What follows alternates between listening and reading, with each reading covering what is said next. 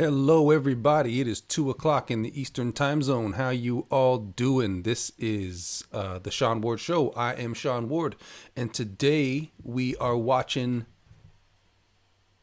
Avengers: Age of Ultron. So get your copy of the movie queued up and get ready to press play at the same time as me and your fellow fans. I'm just trying to adjust this green screen back here because it's giving me some fuzzy I don't know what back over here.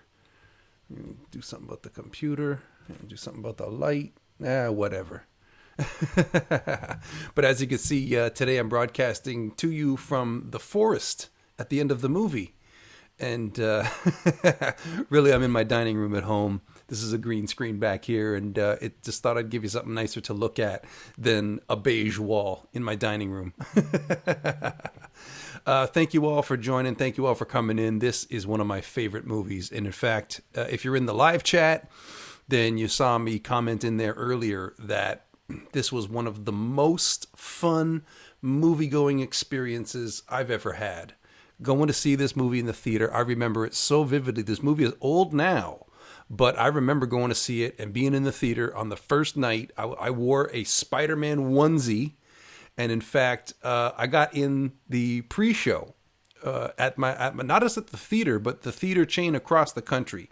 So my local theater chain where I went to see the movie, they had people on site shooting, man in the street interviews with people at the theater to get their take on how excited they were about the movie. And me dressed in a Spider-Man onesie, obviously that was very exciting for them. So they got me in their show, and that ran all summer. So I had people who I hadn't heard from in years and years and years telling me, I saw you on the movie screen, like on the other side of the country. It was crazy.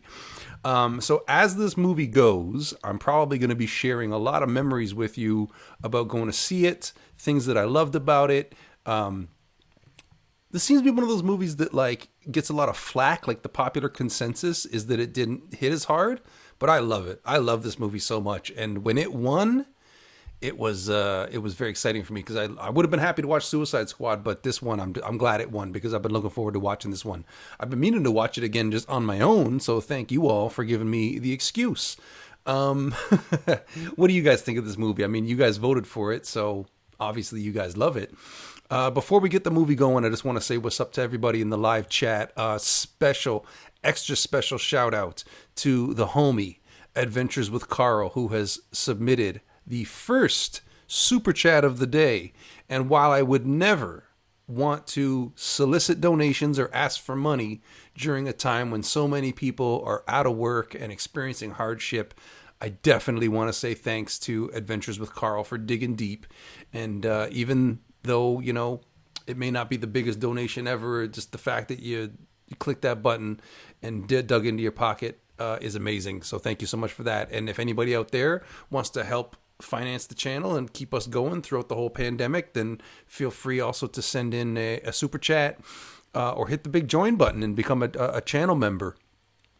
Steve Morales says he doesn't like Avengers: Age of Ultron movie. Okay, well, you don't got to put it on. You can just hang out with us while we chat. The fight scene was more intense than Avengers 1. I'm looking forward to a lot of the stuff. Detroit Gamer got tricked. Who tricked Detroit Gamer? What a guy. So I'm going to be chatting with you guys in the live chat, and we're going to be watching this whole movie together. Now, just last thing before I press play, I just want to let you know, well, first thing, of course, is to be taking part in the live chat. You've got your fellow subscribers in there, and we're having a good time. It's a party. And the other thing, too, is that this right here, for anybody who has to get up and leave, or your movie conks out, or if you're late, you can always join in. This right here is going to tell you what part of the movie we're at, and it's going to be real easy to sync back up with us at any point. So that if let's suppose that you have to leave and come back, then you could watch that right there to let you know how far into the movie we are, and then you can join up with us. So I think we're almost ready to start the movie. What do you guys think? Are you guys ready to start the movie? Hello to Sonic. Oh, Tiana Rose. Oh, super chat from Tiana Rose. I appreciate it. Thank you so much. Oh, man, that's so cool. That's so cool. Oh, man, I love it. Okay, cool.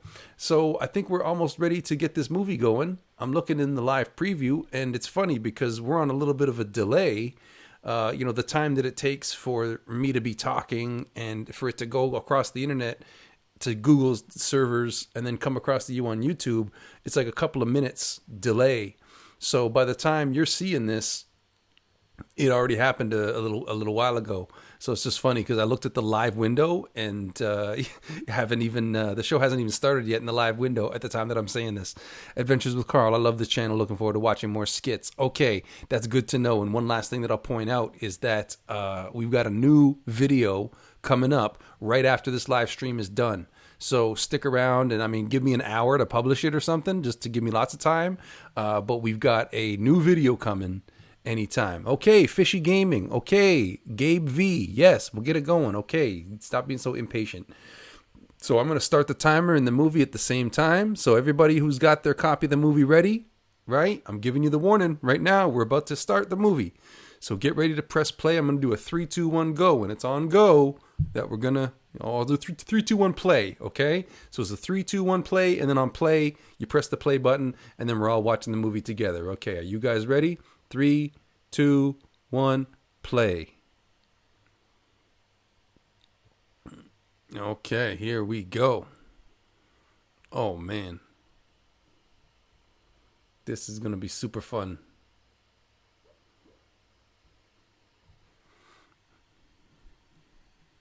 The Marvel music gets me going every time. Was this the first movie to say Marvel Studios? Because it didn't always say Marvel Studios. It used to just say Marvel. And that's actually one thing that I really liked about it, was that it didn't matter whether it was comics or TV or movies or what. It was just all Marvel. And it just say Marvel. It didn't need to say anything else. It was just Marvel.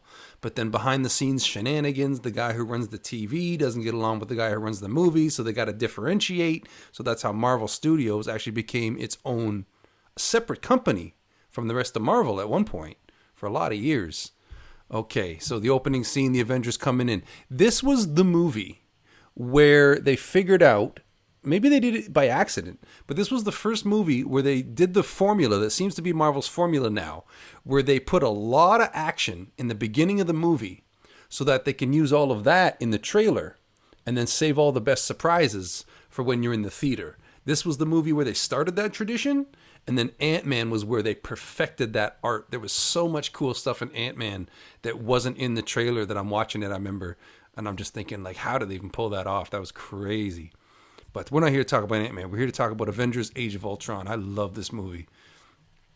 So here we're watching the Avengers kicking butt and doing the raid on the facility where they're going to go get Loki's scepter. This shot right here. Okay, when everybody, that slow motion shot when the whole Avengers team is like launching into action.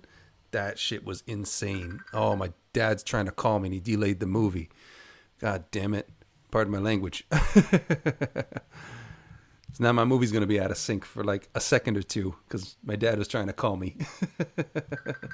Stop. I got to message my dad and tell him I'm in the middle of a live show.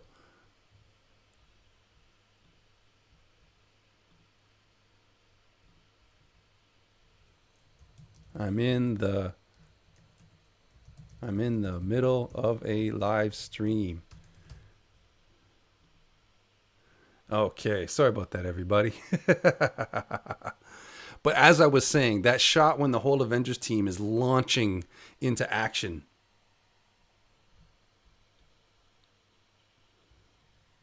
I've got to investigate. Why has this not changed over?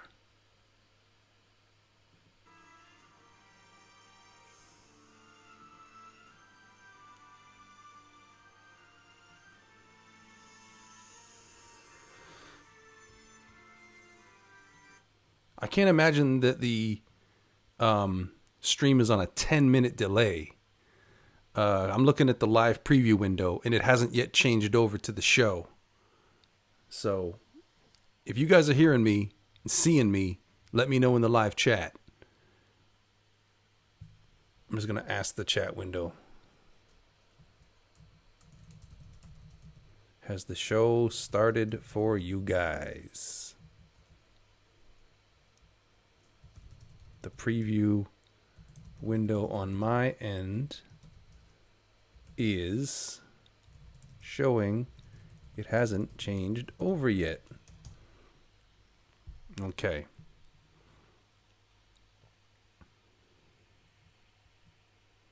Okay, I guess it's just my live preview that's goofed out or something because y'all are telling me that the show is going. You see me? All right. Fishy Gaming's got to go. Well, so long, Fishy Gaming. It was great to see you.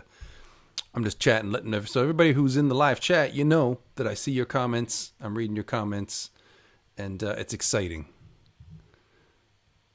Okay, so this part right here, when the Avengers robots are talking to the crowd and telling them to stay back, this was really cool because this was the first time since the whole MCU had been going on where we started getting a real sense of how the actions of the Avengers are impacting the rest of the world and how the world has changed in response to these people being there. So that's pretty incredible.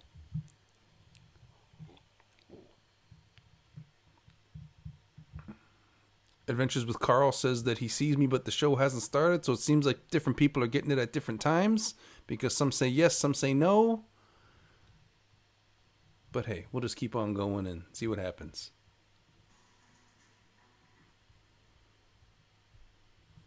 Maybe I paused it without realizing at some point.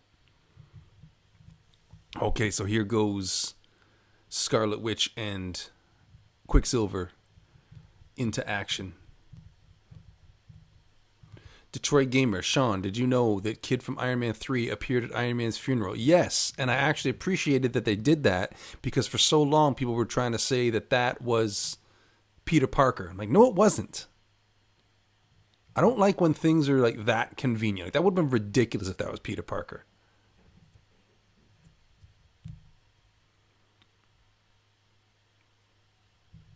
Adria Beatriz, is that how I say it? Love you back. That's amazing. Okay, there's the Hulk taking out the bunker. I love it.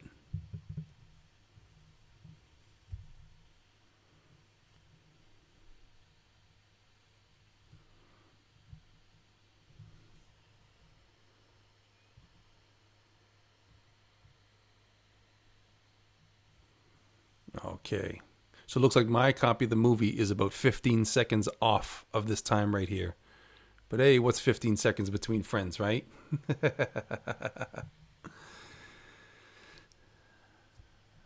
Drawbridges down.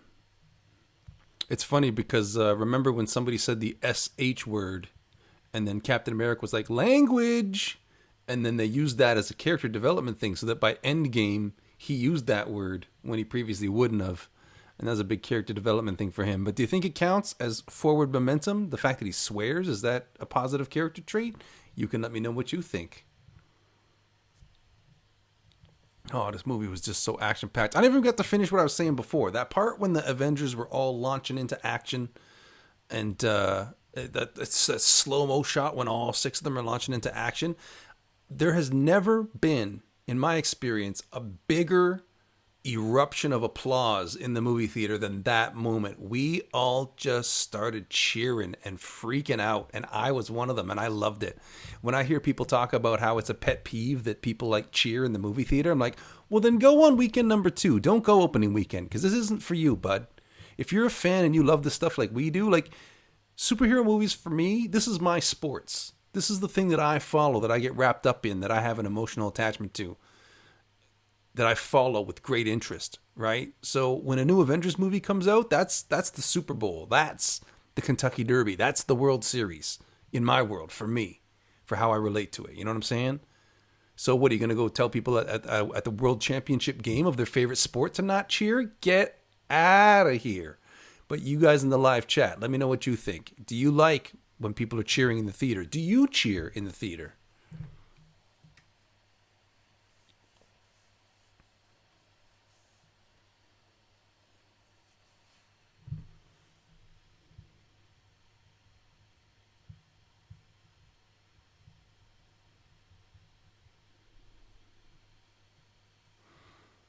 Okay, so in the live preview window, it's still showing the holding screen. It's not showing me. So anybody in the live chat, type the word coffee. How about that? Somebody type the word coffee so that I know you're hearing me on the live stream and that it's just a problem with my preview window and not something I'm doing wrong. Because when I go into my broadcasting software, I see me. I see everything's looking right. Streaming is going. I see the kilobits. Everything looks right. But then when I go in the YouTube, in the preview window, I don't see it. So if you're hearing me, if you're seeing me, if you're checking out the show, type the word coffee so that I know. There we go. Okay, so everything's working good. Fantastic. Thanks, everybody. Perfect. And that also lets me know how much of a delay we're on. That's perfect. Joel says, I hate how they ruined Vision later on. I mean, he was awesome here and in Civil War, but Infinity War, he gets stabbed by Corvius and basically becomes a glass cannon. Well, I mean, every battle has casualties. Okay, so what I'm seeing right now is Captain America going after Loki's scepter, and Scarlet Witch is about to mess up his mind.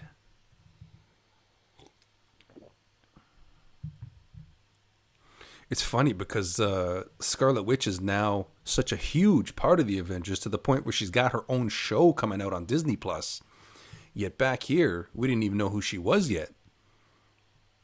I was about to say this was our introduction to her, but that's not exactly right. You'll remember that her and her brother were in the post-credits scene in the movie before this, which was what?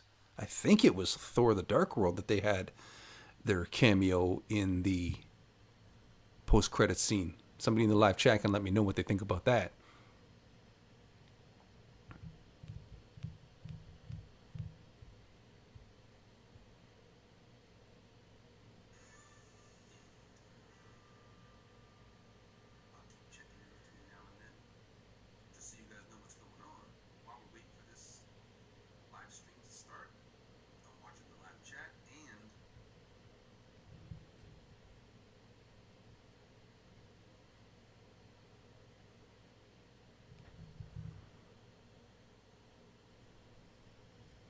Okay, so this whole thing with Tony Stark and he's seeing all the Avengers dead and they're coming in, like, we had no idea what was going to come. I mean, we knew Thanos was going to be the big bad guy, but like when Thanos wasn't the bad guy of this movie, that's what made me realize like just how big was this thing that they were building that was called the MCU. Because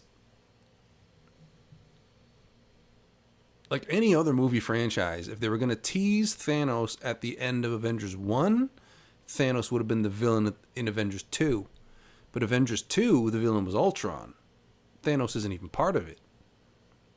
So that just like, this movie, when this movie got announced and they said it was going to be Age of Ultron, it was like, oh, it's not going to be Thanos? Oh my God. So how big is this thing going to go? Well, 10 years was the movie. Oh my God.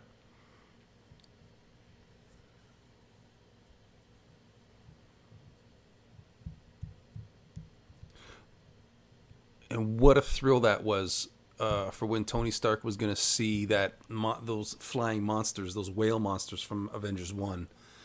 And we saw one strapped up here. Like, that's what I love about these. Well, one of the many things I love about these movies. And I get so excited talking about it is because, like, the events of each movie playing into the next ones. It's not just that they reference it, but it actually has, like, this whole world-building element. Like, going to see Spider-Man Homecoming, and the whole first bit of the movie involves the fallout from Avengers 1 and the regular people on a street level trying to deal with what's just happened in Avengers 1. That was nuts. Gabe V, yes, I do play Joker. I love playing Joker. He's one of my main characters. And people seem to love when I play Joker. Oh, has he got the... Yep. Bruce Banner's got the Beats headphones. They don't even make those kind anymore. They don't even look like that anymore. I've been watching these movies for so long. Like, I was there to see Iron Man on the Thursday night preview. Not even the Friday of opening day. I was there for the Thursday night preview back in the day for Iron Man 1. So I've been going to see these Marvel movies literally since day one. And it is so just nuts bonkers to think about how long these have been a part of our lives and just how long it's been since this started up. So Avengers Age of Ultron, this movie is 6 years old. 6 years is a long time. But I just like, How could it be 6 years? This feels like I just went and saw it. Tyrone, you a cool Iron Man. Well, thanks, bro. America Chavez, do I like Mysterio? Yeah, I like Mysterio. I like Mysterio in the comics, and I love Mysterio in Spider-Man Far From Home. I loved it. Because that's part of the thrill of this, too, is seeing all these characters that have never been represented in live action before, villains that have never been in movies, and then we get to see how they come out. And it's not just a movie with that villain. It's a movie in this universe with that villain. And it's just so exciting. Like, imagine if Sony and Marvel wouldn't have made a deal and they were still trying to make Spider-Man movies alongside the Marvel movies, but they don't have anything to do with each other. Like, that would have been so ridiculous and stupid.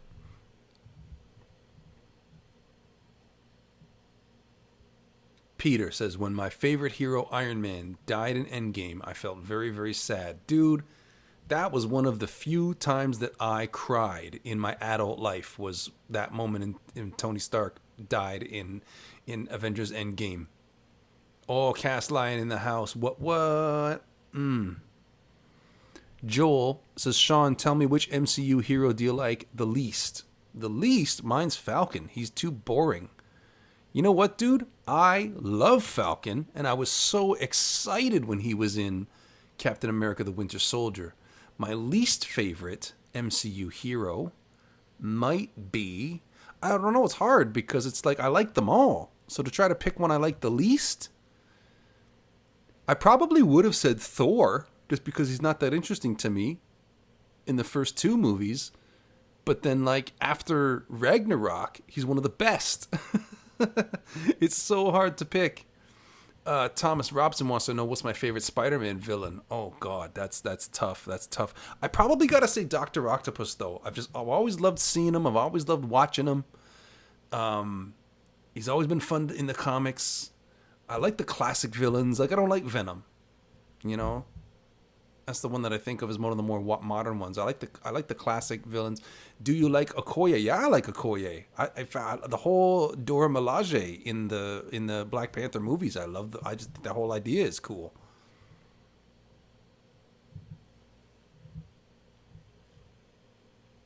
The whole thing about an all-woman army is interesting for the fact that, like, you'd think some dudes would be fit enough and strong enough and powerful enough to get on that team, just in a logical, realistic sense. But for what it was in the movie, it was super cool. Okay, and then up through the glass, boom, up into the lab. So things about this movie that I'm curious about what you guys all thought in the live chat is, like, the Bruce and Natasha romance. Was that cool? Did you buy it? That was the one thing I'm kind of about. America Chavez, did you reach the Stan Lee cameo yet? You know what? I'm having a hard time remembering what the Stan Lee cameo was in this movie. I recently heard that it's not just a case that they chose to have Stan Lee in all these movies as a gimmick. I heard that it was actually part of the contract, the rights for these characters to be in movies. Part of the contract was you have to have Stan Lee do a cameo in every single one. I heard that was part of the contract, and I only found that out just recently.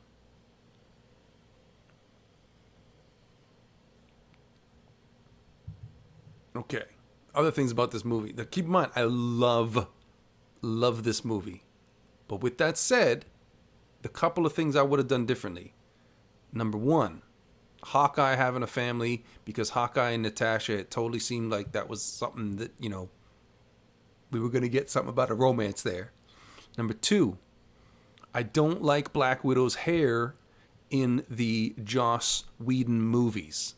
I don't know why he insists on giving her that, like, shorter cut, curly-haired bob thing. My favorite Black Widow hair was probably Captain America, the Winter Soldier, which had the long, straight hair. Gabe V, where is Harley Quinn? Great question, dude. Great question. Where is Harley Quinn? Well, we're watching a Marvel movie today, so she ain't going to be around. Yes, America Chavez drunk at the end of the party. Thank you. Yes, that's right. Now, of course, I feel stupid for not remembering because it was one of his best cameos. My favorite Stan Lee cameo. Okay, everybody in the live chat, tell me what was your favorite Stan Lee cameo. My favorite Stan Lee cameo, I think, without thinking about it too hard, just off the top of my head, is the Black Panther one where he takes the gambling chips. He's like, I'll just keep these over here. I should do my Stan Lee impression. I'll just keep these over here for safekeeping. Cast Lion, I hated when she got blonde hair. I did it first until I realized why she had it. At first, I thought it was maybe just Scarlett Johansson being all like, oh, God, I don't want to wear a wig or dye my hair again. But it's like, well, no, because after the events of Civil War, she was in hiding. So, so she was like, that was why. Joel says X-Men or Fantastic Four. Interesting question, because I think X-Men and Fantastic Four are interlinked. For anybody who has seen a book called Marvels that came out in the 90s, where it's all like realistic style painting, it's all comics, but instead of drawings, it's like these elaborate paintings. In that book, it was basically the entire history of the Marvel Comics series told as if it was actually real events that happened. And so the dichotomy between the Fantastic Four being these heroic figures that everybody looks up to, while the X-Men are put upon and people hate them because they're mutants, and that, you know, dichotomy there, the two sides of the same coin aspect, I love it. And I hope that now that time travel is a thing in the Marvel movies, I so hope that they do the Fantastic Four movie, or however they introduce the Fantastic Four. I want them so badly to be in the 60s. It's cool if they bring them forward in time and they come do adventures, you know, in the present day. But I want to see the 60s in the Marvel Universe so badly. My favorite is when he's reading Mallrats. Yes, that was brilliant. And in fact, I own Mallrats. And I bought Mallrats recently to study it, because I'm working on a movie script and I wanted to use it as reference. So I bought Mallrats and I watched it a few times, and it is absolutely striking how different Stan Lee looks in that movie, because that movie came out in the mid-90s, which was over 20 years ago. America Chavez says that she never liked how comically inaccurate Ultron is in this movie. I can see your point, but it wasn't an issue for me. I like the characterization of Ultron in this movie. The fact that Tony Stark created him instead of Hank Pym is kind of cool. It ties it more into the MCU. So that was pretty cool.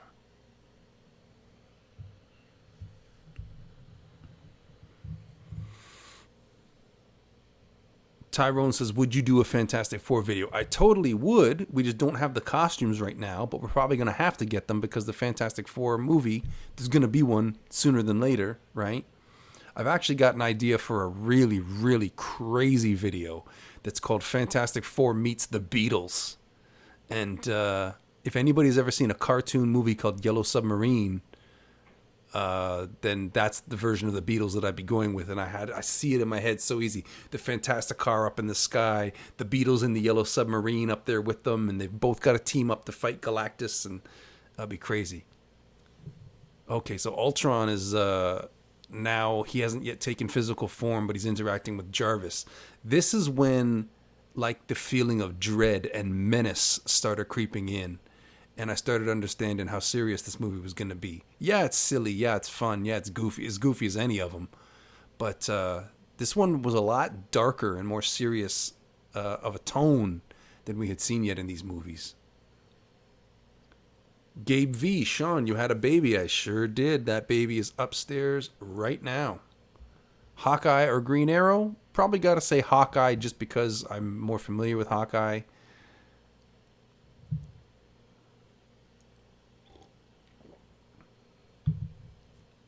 Oh, man. Okay, so here's where Ultron is killing Jarvis. I think this was like a hand over my mouth, what am I watching right now kind of moment when I saw this in the theater. And when he started taking over all of the, let's call them the toys, because I was thinking about my toys. But when he started taking over all those little Iron Man drone robots.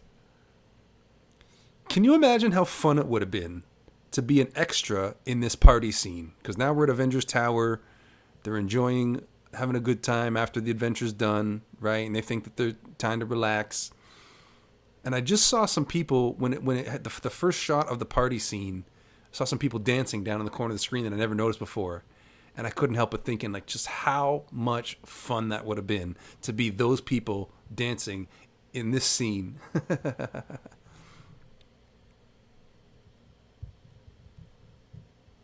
Have you seen any Marvel cartoons? I've seen a whole bunch of Marvel cartoons. There's almost too many to watch. I'm trying to get caught up with a bunch of them on Disney Plus. Do you guys got Disney Plus out there in YouTube land watching this? I signed up for Disney Plus the first day. In fact, it was supposed to go live at 6 in the morning. I had gotten up at 5:45 to deal with the baby. And then after I put her back to sleep, before I went back to bed, I just went on the site to see, because there's a countdown clock, right? It launches and there's a countdown. And the countdown clock was already over. When it should have been 15 more minutes, it was over. I was like, oh shit, I guess I'll sign up right now. So I signed up for Disney Plus at 5:45 in the morning on the first day that it was available. Okay, but the anime. Okay, so Joel says that the Earth's Mightiest Heroes animated series has a killer theme song that was stuck in your head. Well, now I got to go watch it. I'm not going to watch it, not going to right now, but when this whole thing is over, I'll go watch it.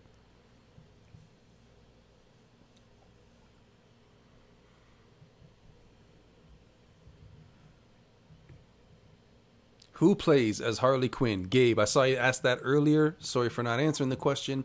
The woman who plays Harley Quinn currently is a really brilliant performer named Danny Klupsch.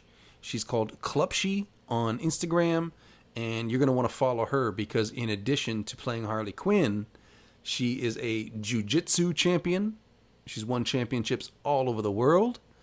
And she does cake decorating. She's a woman of many talents, and she is super cool.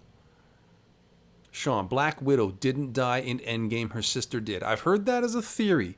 But who's to say? Because there's a lot of theories. Personally, I think that this is where like real world stuff is getting in the way of the movies.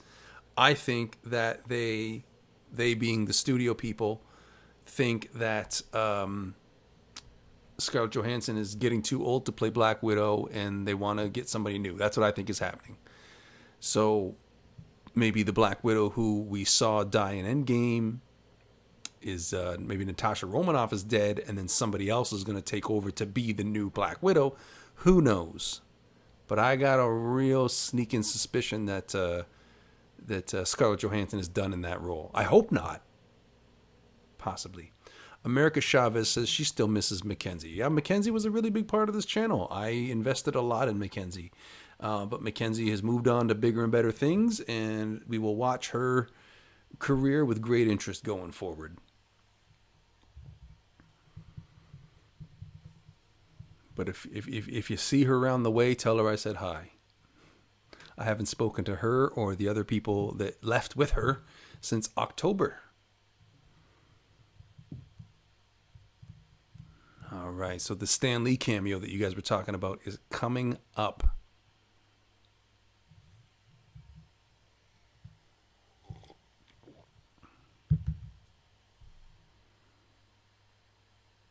Adria Beatriz blowing kisses in the chat. I appreciate you. Joe, that's funny. Joel, Thanos, I'm inevitable. Coronavirus, hold my beer.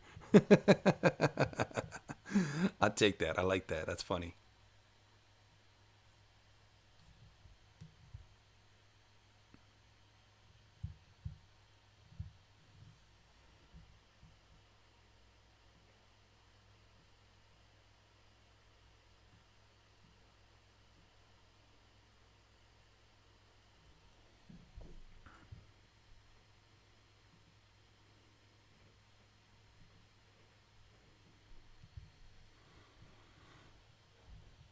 One of my favorite things about this scene right here. Okay, so we're at the part where they're all having a turn trying to lift Thor's hammer. And one of my favorite things about this is the idea that went around that Captain America was actually worthy. And the reason why you hear it squeak a little bit is because he actually is worthy and could actually lift it, but decided not to because it's not in his character to take that away from Thor. And then, of course, that paid off years later in Endgame So one thing I'm dying to find out, because I haven't heard it in any interviews or anything. One thing I'm dying to find out was that moment in Endgame when Cap gets the hammer. Was that already planned when they put this squeak sound when he tries to lift it here and Thor makes that face that he just made? Was that moment in Endgame already planned way back here? Or did that come later on when they were like, oh, remember that squeak when he almost lifted it in Age of Ultron?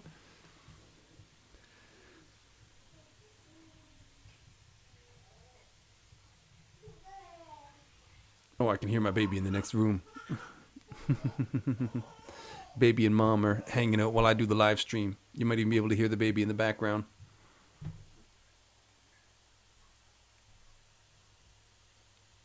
You're all not worthy. So everybody's gone. Interesting that Ultron was polite enough to wait until the party was over and all the guests were gone before he came out and introduced himself. Can you imagine if Ultron would have come out like this and started talking all this smack while the party was still going on? Xavier Wathan, you gotta go. Well, great to see you. Thanks very much. A couple of things I will mention here before we go any further is that this right here, for anybody who has joined us late, this is how far we are into the movie. So you can just scrub along to this time stamp to catch up with us and watch the movie with us. And the other thing is a big thank you to everybody who voted on what movie we were going to watch this week. You get on the show's Instagram, and that's where we do the voting, is in the Instagram stories. So if you want to vote for what we watch next time, that's where you do it. Make sure you follow us on Instagram and check it out in the story.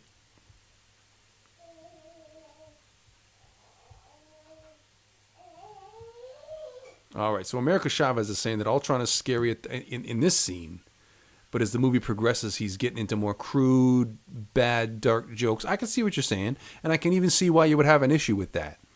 I just thought it was cool all the way through. I like the characterization of Ultron. The one thing I don't like is that we haven't seen Ultron again, and there's been no hint that he's still around, because one of the things about Ultron in the comics is that they're never truly rid of him, and he keeps coming back. Okay, what is up with Joss Whedon and that recurring gag where he's always having women on the ground and then a dude falls and lands with his face in her boobs?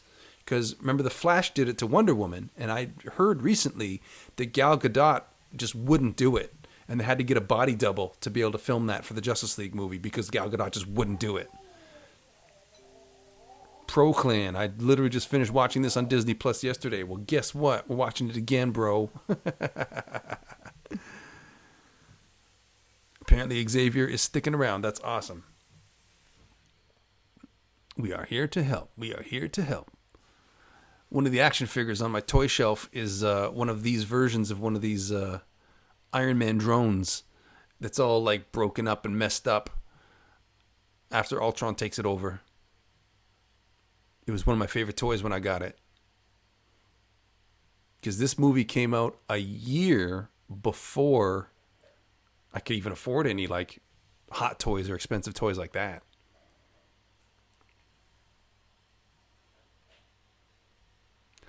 MCU Ultron is basically evil Pinocchio. Well, yeah, I mean, hence the Pinocchio reference throughout the movie. Got no strings to hold me down. These puppets. One path to peace. The Avengers' extinction. What? Okay, if you out there, if you were an Avenger and Tony Stark did something this bad and created an evil world-killing robot, would you forgive him? Would you guys still be on the same team later? I think I would find it hard to trust him again, personally. But I play Tony Stark, so maybe I got to give him the benefit of the doubt. Pro Clan says, when you do another movie, don't put an option for Thor: The Dark World. No problem, dude. That will not happen. I guarantee it. Thor: The Dark World will not be an option for one of these movies that we watch. But if you want to have a say what movie we do watch, stick around at the end of this movie. When this movie's over is when we will have you all give your suggestions for the next movie. And we will have the voting happen next week based on what movies you guys suggest. So all of the movies we voted on for this week were suggestions from last week. Last week we watched Spider-Man Into the Spider-Verse. And at the end of the movie, we got the suggestions. So it worked out nice because this week it was because there's always 2 rounds of voting. There's 4 movies. It's 2 and 2. And then those 2 winners go on, and that's the final vote.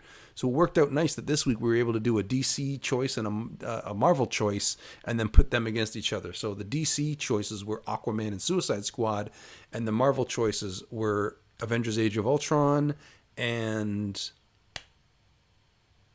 I don't remember what the other one was, but I promise you there was another movie. And Age of Ultron was the one that took it.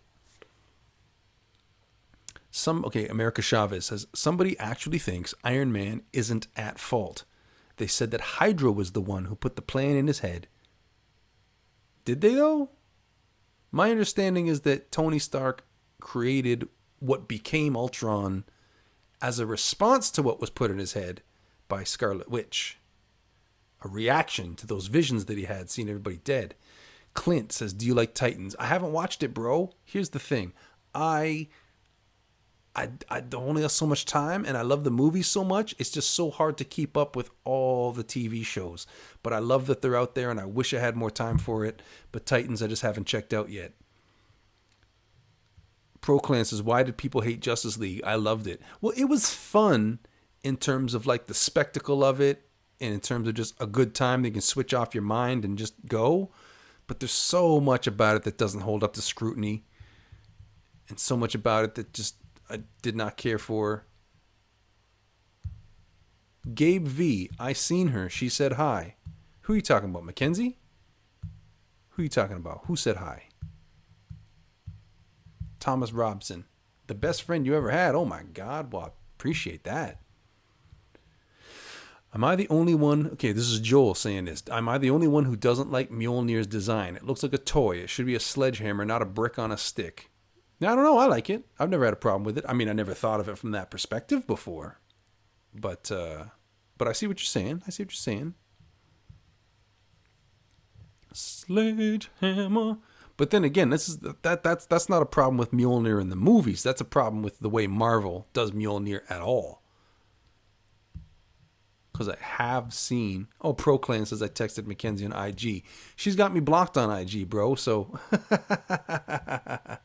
Okay, Proclan says I texted Mackenzie on IG. And, yeah, what did you say? Oh, man. This is going to come back and bite me in the butt. They're going to think I'm trolling her. Oh, okay. I told her you said hi on IG. Okay, cool. Right on. Right on. Hopefully she takes it sincere and doesn't think I was trolling her.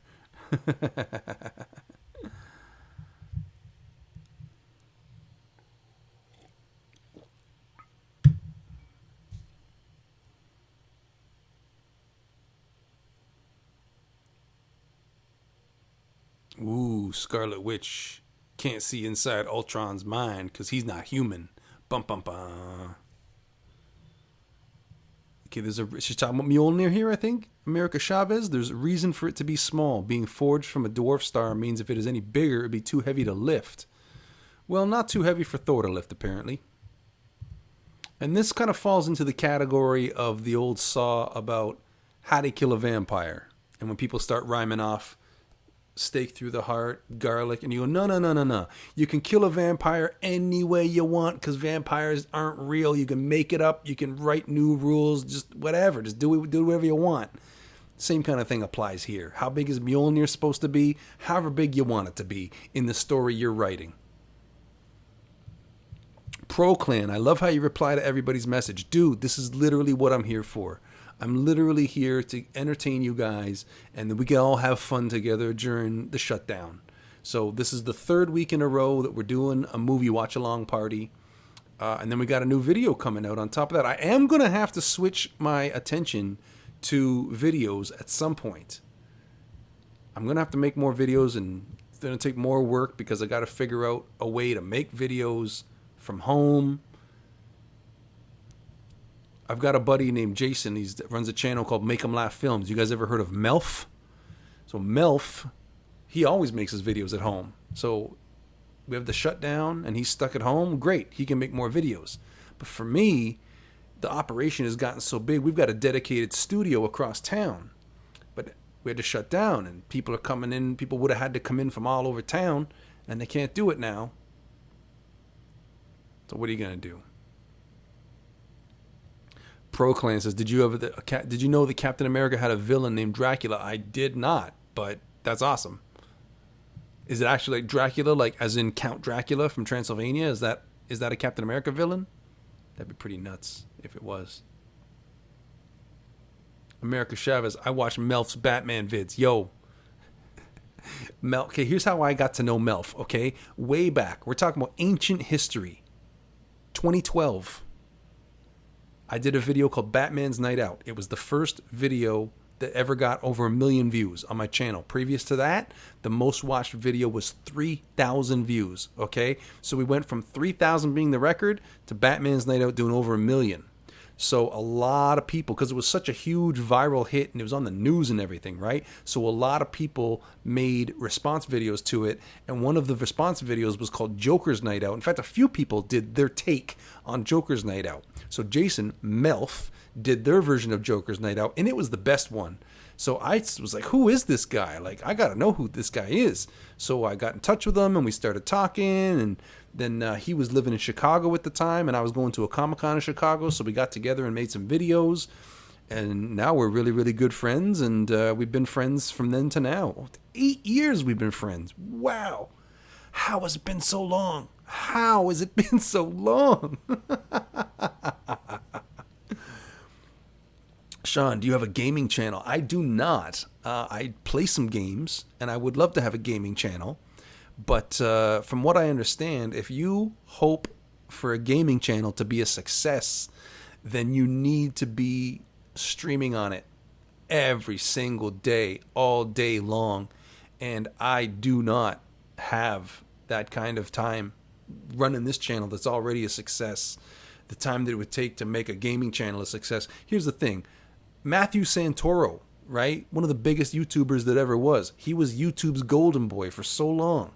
He tried to start a gaming channel and he canceled his gaming channel because even he was saying, I can't put the work into it that it would need to be a success. So if him, with all of YouTube, corporate YouTube's resources at his disposal, couldn't make a gaming channel work, I'm not so sure that I could. Especially considering that I'm not even all that much of a gamer. Like, I like playing a few video games at night before bed. Kringuta, what's up? You good? I'm bored. Well, then get out of here if you're bored. We're watching a movie. We're having a good time. Okay, Ulysses Claw. This was dope the first time we saw this. And he's going to say Wakanda. Right now. African dialect, meaning thief. Yeah. What dialect? Wakanda? Wakanda. This does present one of those moments where things don't max up. Jack Toxic, what's up, bro? Thanks for coming. Yeah, when he's talking about Wakanda, but then later on in the Black Panther movie, Wakanda's supposed to be a big secret. Hi, Sean, it's Luca. Do you remember me? I do remember you. Yes, I remember you. Remind me what part of the world you're from, Luca.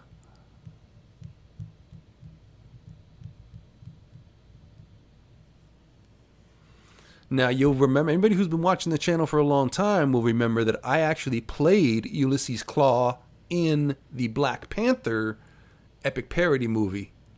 And I had a lot of fun doing that one. That was so good. I bought a beard and glued it on, and no, it was super fun.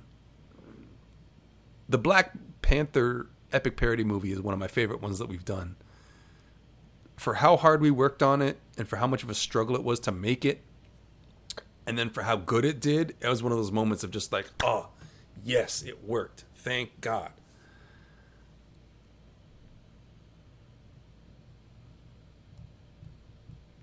I remembered Okoye in your parody mentioning about why Black Panther was not after Age of Ultron, but Ant-Man is. Yeah. Gabe V, why do you keep saying the girl that plays Harley Quinn? I don't know if you're like asking about Mackenzie or if you're wanting to know who plays her now. Like, I'm not sure, but like, whatever you need, we will try to hook you up. Wakanda forever. Damn right. Do this wherever you are. It's also Wonder Woman's thing too, right? But now with social distancing, a lot of people saying this is how we're going to greet each other now.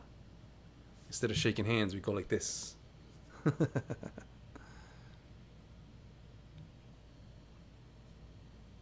Cuttlefish. So we hadn't started doing the epic parody movie videos yet when Age of Ultron came out. But what we did do was the trailer parody where we went out into the street and reenacted moments from the trailer in the street with the public looking on and thinking we're crazy. That video is still on the channel. That video, I gotta see if it's over 1 million views yet, because for the longest time it went up to almost 1 million views and then just like stopped, and it was taking so long to get to 1 million views. And now I gotta see if it ever did get there. There is no man in charge. Let's talk business. So I want to give you guys the link to my Age of Ultron trailer parody video, because I don't want you to leave this live stream. But when all is said and done, you can go check it out on the channel. And I'm looking it up, and let's see. Avengers Age of Ultron trailer parody. Yeah, 1 million views. Yeah. That's awesome.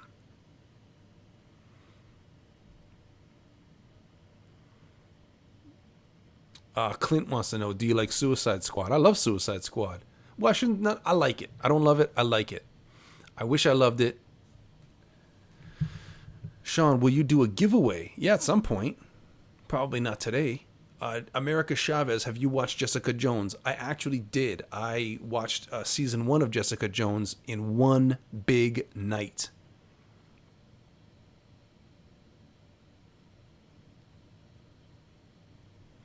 Ellie, another contactless greeting is the Vulcan sign. Yes, but a lot of people can't do that, which is weird. I've never understood why that's a problem. But I see a lot of people can't do it. But I've always been able to do it. It also gives you Ninja Turtle hands. You know the Ninja Turtles have 2 fingers instead of 4.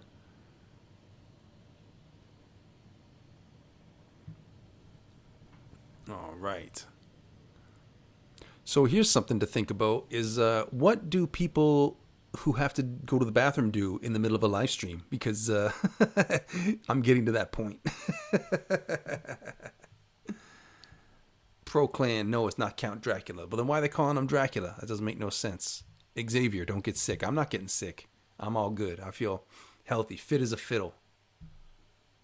What is my favorite food? Burgers.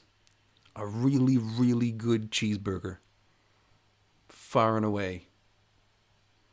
I love burgers so much that I collect toys. Burger toys.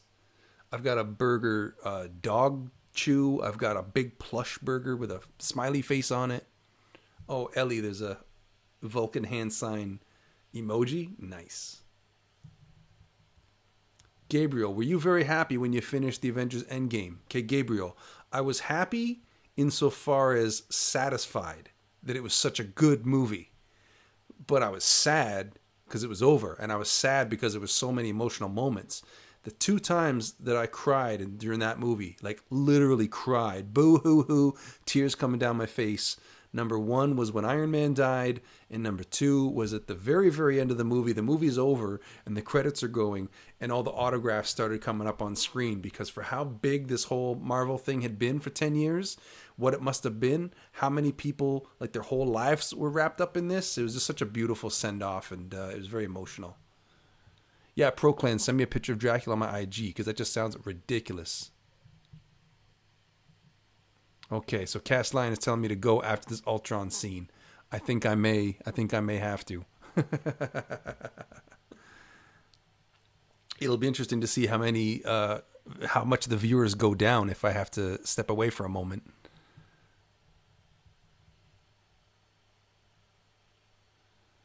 But yeah, I don't want to miss this. This is one of the best fights in the movie. It'd be tough to say what's not one of the best fights in this movie, because this movie has so many good fights. Oh, you know what? I better go now because I don't want to miss the Hulkbuster scene. I'm going to have to talk to you about that. So I'm putting my earbud down. The movie's going to keep playing, so keep enjoying it without me, and I will be back as quick as possible. If anybody asks where I am, tell them I had to go to the bathroom. I'll be right back.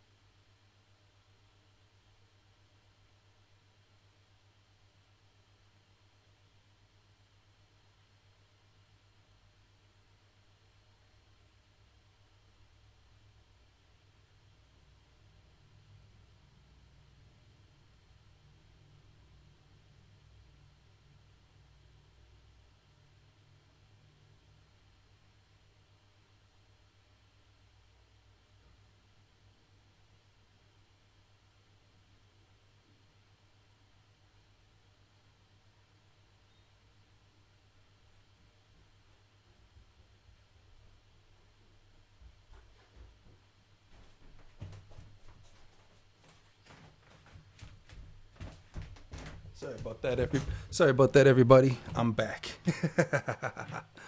Oh man, I feel very. Oh, remember I said it'll be interesting to see how many people it goes down. It went down about 20. Why does he do the green screen to see the movie without a tablet or phone? I'm not sure what you mean.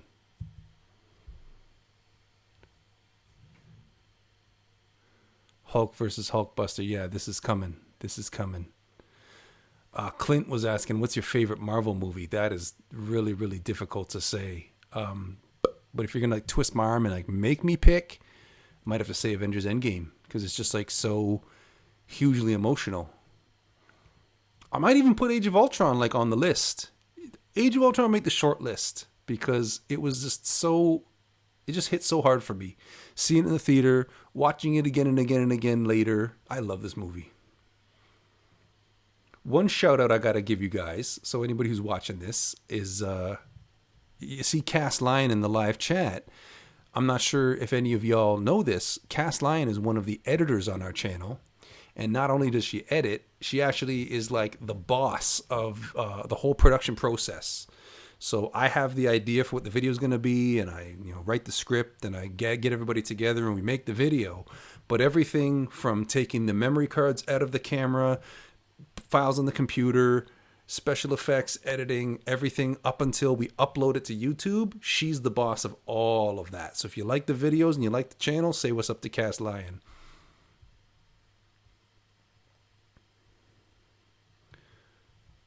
Oh, he's asking, why don't you add the green screen to see the movie? So you want me to show the movie on the live stream? Not even gonna. I don't even know how many times I gotta repeat that. There's such a thing called copyright, and if I tried to show the movie, my whole channel would get shut down like so fast. Thomas says, "What's your favorite drink?" Either coffee or Coca-Cola. A bug just flew in and joined. He's watching now. Nice.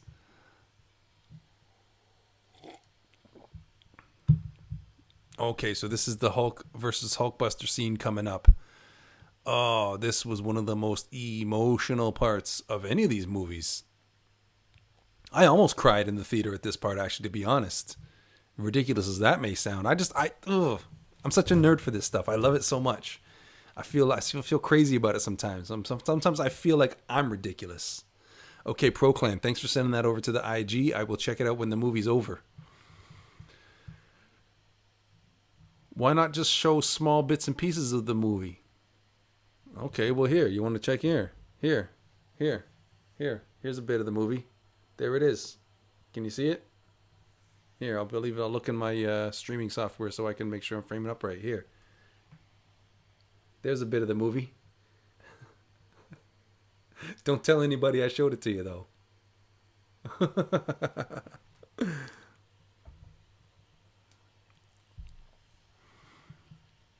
But yeah, geez, like the whole theater was on the edge of their seat for this whole sequence because we knew Hulkbuster was going to be in the movie because we all saw it in the trailer.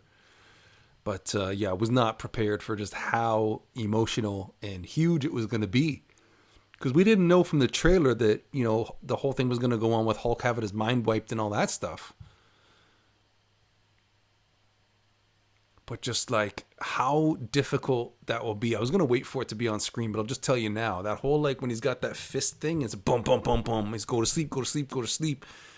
Like, that was so emotional for me because it's like, I'm thinking about it like if you actually had to do that to your friend. Like if your friend was out of his mind and he wasn't himself and didn't know what he was doing and you had to be the one to stop him. Like, could you imagine? Now, when it comes to Iron Man, like, you know how they put the camera, it's like a close-up of Tony Stark's face. And so you're seeing like his face inside the Iron Man suit. This is one of the best examples of that. There's sometimes that they do it, like Captain America Civil War is an example. There's sometimes where they do it and I can tell it doesn't feel right. So I can tell that it's Robert Downey Jr. on a set with a camera in his face separate from what else is going on. So that one line in Captain America Civil War when he says, "Give me back my roadie," it's so inappropriate to the tone of what else is going on in that scene that it takes away from the movie for me, to be honest. And as good as Captain America Civil War is, that one line being out of place takes a lot away from it for me. Oh, and this whole nutso thing where like an arm gets damaged, so he's able to just, you know, call up another arm from the space satellite. Now, one toy that I do have is a Hulkbuster that's about this big, and an Iron Man that's about this big fits inside it. And then I've also got a Hulkbuster that's about this big, and the head lifts up, and a little metal Iron Man figure goes inside. Yeah, here it is. The go to sleep, go to sleep, go to sleep. I'm just like, my mouth was over my hand was over my mouth, and I was just like so emotional at that part. But yeah, so like those Hulkbuster toys that I have, because I love the Hulkbuster, I love this whole scene. For this movie, there was a series of toys that were available, and I kept going to Toys R Us to get more of them. There was a series of toys where the figures were like teeny tiny, like this, and they didn't have a lot of articulation. I think it was just a shoulder joint and a hip joint. But there was a 2-pack of the Hulk and the Hulkbuster. So the Hulk's like that big, and the Hulkbuster's like that big. And I bought that. What I didn't buy was the Hot Toys Hulkbuster, because that's like so big I can't fit it on the screen in my hands. But yeah, the Hot Toys Hulkbuster, I don't have room for that. A long time ago, I had to limit my collecting. I said I was going to limit my collecting to just Spider-Man. It hasn't worked out that way, but if it's not Spider-Man, but even with Spider-Man, I don't just get anything that's Spider-Man on it. I don't just get anything just willy-nilly. I have to see something, and it has to just like make me go, oh my God, I have to have it. I have to have it. I have to have it. And then I got to get it. It's like I've got a cool Darth Vader, and it's just like, I don't collect all the Darth Vaders, but I've got one cool Darth Vader. Xavier Wathan says, I love your vids 3000. Dude. Thank you. Cast Lion's asking, was there a lot more Hulkbuster in the comics? I'm not sure what a lot more, but there's definitely, I mean, this is from the comics. There's been a few different times where Tony Stark had to get in this big, ultra big suit. You're an adult child. A little bit. Never really did grow up. But I've said that a bunch of times on a bunch of different live streams that, like, my whole thing is, like, that I always thought, from the way that I was a kid, that the way the superhero movies were marketed, the Batman movies specifically, it just felt like, to my kid brain, all that anybody cares about at the end of the day is the next superhero movie coming out, and that everybody going to work and watching sports and whatever else anybody does, we're all just killing time until the next big superhero movie comes out. And I've never stopped thinking like that. America Chavez is saying that Tony even made a Thorbuster to fight Thor. That I didn't see. That I got to look that up because that's insane. Thomas Robson, thank you for the compliment, bro. Appreciate it. Appreciate you. So if there was a Hulkbuster and then there was a Thorbuster, maybe there just needed to be a Thanos Buster, and that would have solved everything, and all of the events of Avengers Endgame wouldn't have needed to even happen. What do you think about that? That would have been something crazy. Yeah, so here's everybody on the Avengers ship, going back to the base, in disgrace. Hulk has leveled a town, and everybody's kind of thinking that it's Tony's fault. Robert Andre, hello, Robert Andre, thanks for joining. Seems like a good time to remind everybody that this right here is the running time of the movie, of the part that we're at. So if you have come into the live stream late, or you had to leave and come back or whatever, then you can just track your copy of the movie up to this point and watch it along with us. We are an hour into the movie at this point, and the movie is how long? It's about 2:21 in total. Ooh, the safe house. Okay, so now we're getting to the part where Hawkeye's got a family and they're going to see Hawkeye's family.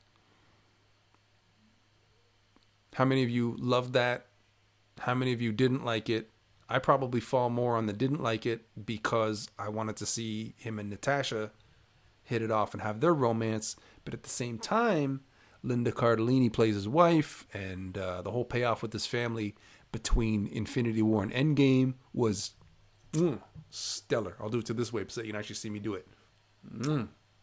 Stellar.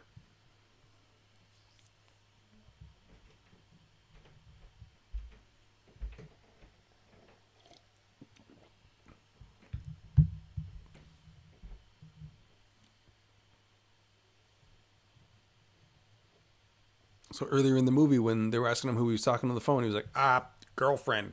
Now we know it wasn't no girlfriend. He was talking to his wife. Or maybe he was talking to a girlfriend and he's cheating on his wife. Who knows? I don't think so. I think that was his wife he was talking to. Oh, and did you bring Auntie Nat? Well, there she is. One time, I was at school and a kid was getting bullied and I got mad and I kicked the bully and threw him away and saved him. And they told me I was Mini Hulk. That's a good story, bro. That's hilarious. Yeah, America Chavez, I was questioning over Hawkeye not being with either Black Widow or Mockingbird. Well, that's the thing, right? Because he should have been with Black Widow. That should have been a thing. But it wasn't a thing. Jack Toxic, did you see my channel? I clicked over to it last week for a brief moment, but I got to take a closer look at the videos on it. It looks awesome, though. So thanks for sending me the link.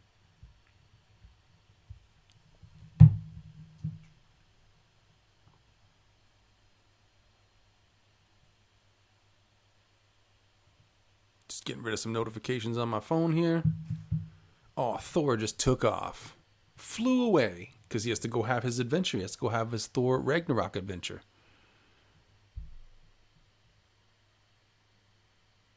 ProClan says hot toys are way too expensive. That is true. They are very expensive. The first hot toys that I ever bought was the Deadpool from the movie.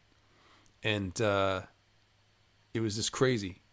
Because I could never, ever, ever even hope to afford Hot Toys figures until such a time that I could, until the videos started doing that well. ProClan says Hulk and Black Widow were almost a thing in this movie. Yeah, that's one of the things I might take away from this movie, is that I don't quite buy that romance. It just seems like convenient for the sake of the plot. Tyrone Owens is asking, which Spider-Man suit do you like? I'm all about that classic red and blue, bro. At first, I didn't like the Spider-Man Homecoming suit, but now I love it. Sean's wife is in his IF. Well, she's here anyway. Yeah. My wife isn't a YouTuber or anything. She's actually a singer in a band, a jazz band, R&B band. So if you want to hear R&B, you want to hear jazz, you want to hear music and dance to, then maybe you'll come see them at an event real soon.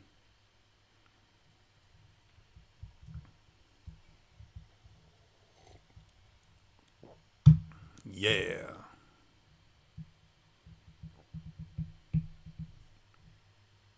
Now, Orachi, I'm not sure if you're saying what you said because you're calling somebody a name or if you're just being rude, but either way, you are going to get a timeout.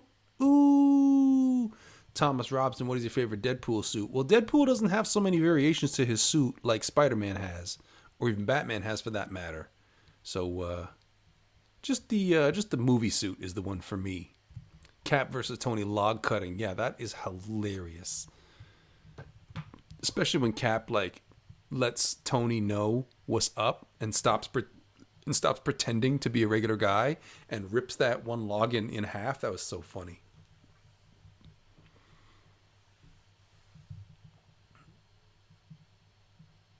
What's the band's name? Ellie. Lady Be Good is the band's name. So if you put that Lady Be Good band into Google, you probably get their website. I think it's ladybegood.com. Maybe it's .ca.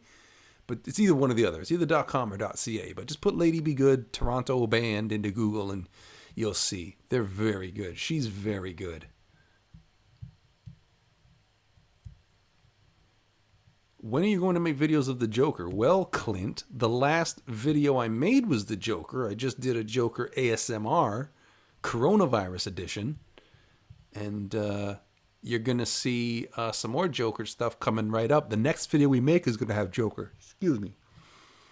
We got actually the video that's going up after this movie is going to have the Joker in it.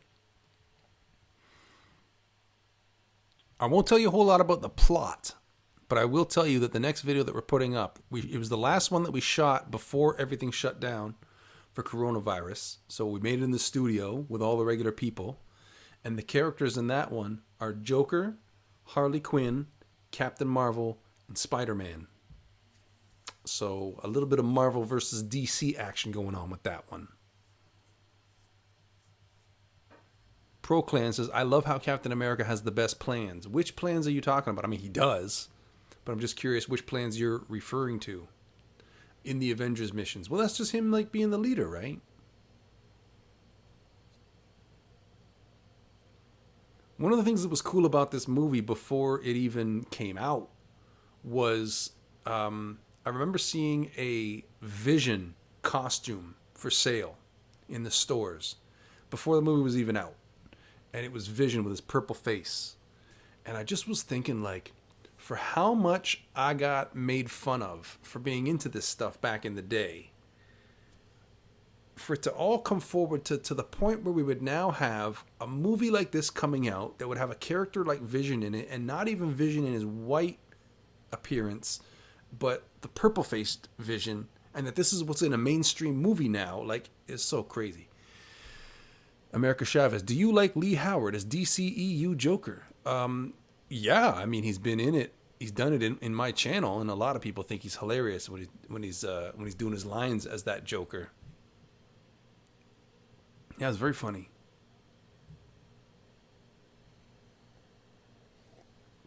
But Lee Howard has gone on so that he can focus on his horror movies. He's going to be a very, very popular horror movie director one day. Bro, I'm afraid to see you cry when Iron Man dies. Well, you weren't in the movie theater with me, so you didn't have to see it. And I don't think you'll have to see it now because I know it's going to happen. What is your favorite Iron Man suit? You know what? That's a great question. I think the one from, is it Iron? Yeah, the Iron Man 2 one. When he's eating donuts. I like when he's got the circle in the middle of his chest. I don't like when that's a triangle or a five-sided whatever. I especially don't like when it's the diamond shape like Superman has. It's like, what are you doing? Get out of here with that. That's Superman's symbol. I like when Iron Man's got the circle in the middle of his chest. Just the whole, the circle and the perfection of a circle. It makes sense. I don't know why they screw with it and make it a triangle.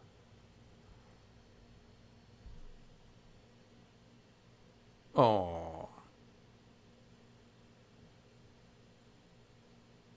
You still think you're the only monster on the team? Yeah, like, these two actors don't have a whole lot of chemistry. Also, he seems like he's way too old for her. Like, even if the actor Mark Ruffalo is an appropriate age to be in a romance with the actress Scarlett Johansson, their characters come across in the movie. The characters seem like they're mismatched. Dr. Banner seems to me in the movie like he's too old for Natasha. That's not a good match. But what do I know? What is your favorite Joker? Me, bro. Me. 100%. Oh, look at your shirt, bro, with Iron Man. Well, yeah, I didn't even get to show you guys my shirt. It's Avengers shirt. This shirt was a gift a long time ago with the all-over print. I wore this shirt to Disney World, and everybody was stopping me thinking I got it at Disney World. And they're like, where'd you get that shirt? Was it here? It's like, nope, came from home. There it was when Captain America just ripped the wood in half. That was hilarious.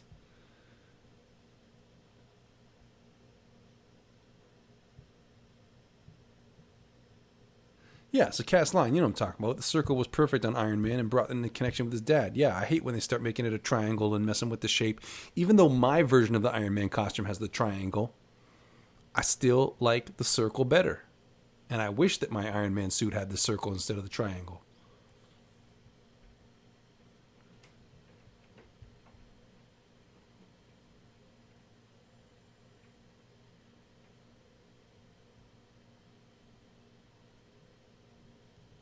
Pro Clan, I ship Captain Marvel with Thor.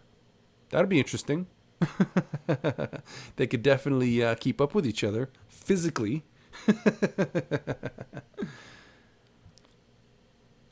Yeah, I love this shirt. It's comfy too. It's nice. It's one of my favorite summer shirts. Do you like Winter Soldier or Cap? Well, I like, in terms of who I like better of the two characters, I like Cap. But Winter Soldier, the movie, is like so good.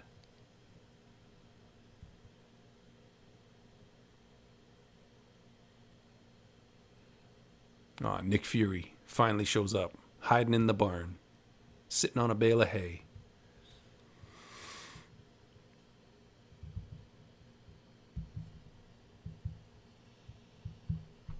Oh, Luca's wearing Captain America PJs. That is hilarious. Jack Toxic. Yo, dude, I will put that on here. I've got my little list of suggestions. I'll put it on here. Now, we're not doing the movie suggestions yet, but I'll make an exception for you. Deadpool. There we go.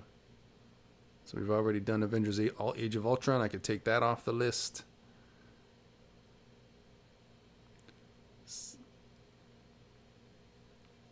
I'm still looking forward to having the vote be between Daredevil and Green Lantern because I've never seen either one of those.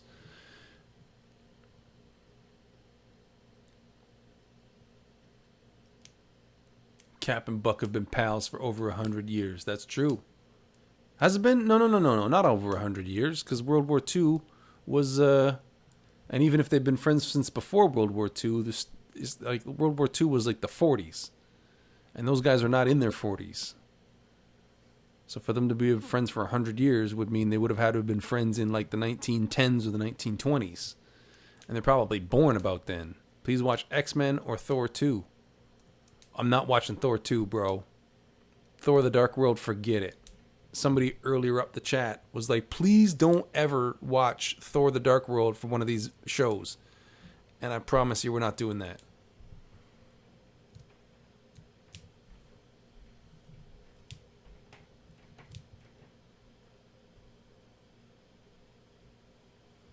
What I like about the Thor movies is that they've kind of decided that each Marvel core member of the Avengers gets a trilogy. So Iron Man had a trilogy, Captain America had a trilogy, Thor had a trilogy, but because Thor 3 was so different and so much better received than the other two movies, they just decided, you know what, we'll just pretend that that was part one instead, and we'll do two more, and that'll be his trilogy. So they've confirmed recently that the villain in Thor: Love and Thunder, aka Thor 4, is gonna be Christian Bale. I still don't think that we know who he's gonna play, but they did confirm he's gonna be the villain. And there was talk. I remember one of the rumors was that he's going to be Norman Osborn, and that they're going to figure out a way for Norman Osborn to be the villain in Thor: Love and Thunder because it's going to take place on Earth and all this kind of stuff. I don't really have an opinion on whether or not he's the bad guy in Thor: Love and Thunder, but I do love the idea of Christian Bale as Norman Osborn. I like that a lot. Pro Clan, they have been friends for 78 years. I had to calculate. Nice. Well, where did you begin that? Where did you begin that calculation from? Clint, did you like the Joker movie by Joaquin Phoenix? Oh, loved that movie. Loved it. It was so good. So good. Hard to watch, though.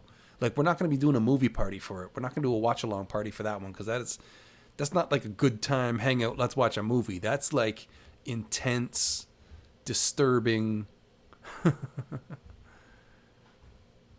But I love the multiple layers of reality to it, where you don't even know like what's real, what's not. There's a theory that I heard that whole movie, none of it ever happened. That the whole movie is what he is saying to the therapist at the end.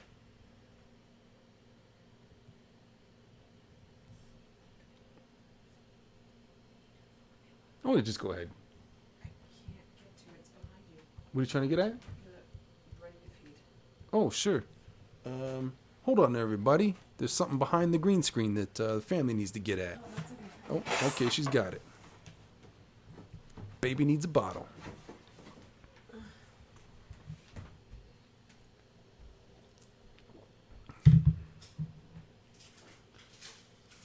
All right, 1942 is okay, cool.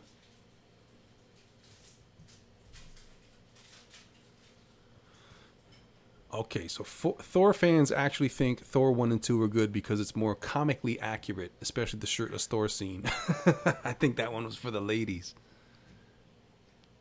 Tyrone, Christian Bale has to get in shape first. You don't think he's still in shape after being Batman? Like, he was in shape for Batman. Have you seen him recently where he like, isn't in shape anymore? Also, he's one of those guys that changes his body for the role. Right? Like, he was like skinny in The Machinist. Then his very next movie was Batman, where he had to get muscular. Then in American Hustle, he had like a big belly, he was fat. So he is just putting a hurting on his body. Ooh, Dr. Selvig. Dr. Selvig and Thor are gonna go in the pit.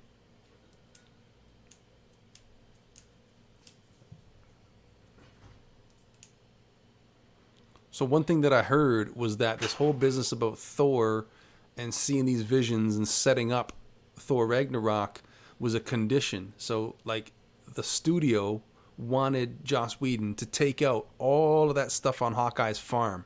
So forget it, we don't need it. It sucks, it drags it down, it's stupid, we don't need it. And then he fought for it. Said, okay, fine, you can leave it in, but that means that you have to leave in all the stuff about setting up Thor Ragnarok in the pool.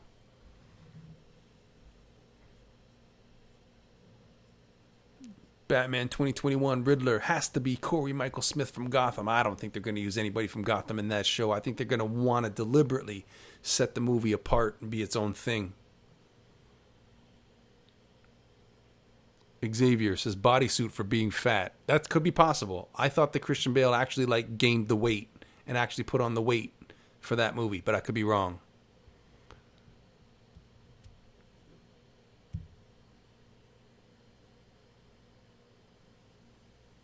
Okay. Luca says, I am imagining Spider-Man and Thor and Vision in Thor 4. Spider-Man, I doubt it, only because there's only so many movies on the contract between Sony and Disney for Spider-Man to be in, and I don't think they would want to spend one of those on Thor 4.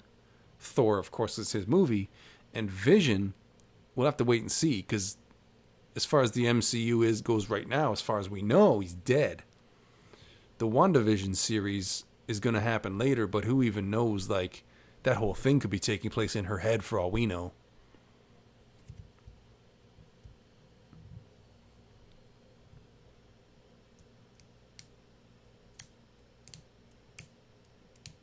Okay, so Pro Clan is doing all of the research, and they became friends in 1941. Oh my goodness. Codename Salty. Hi. What's up to you?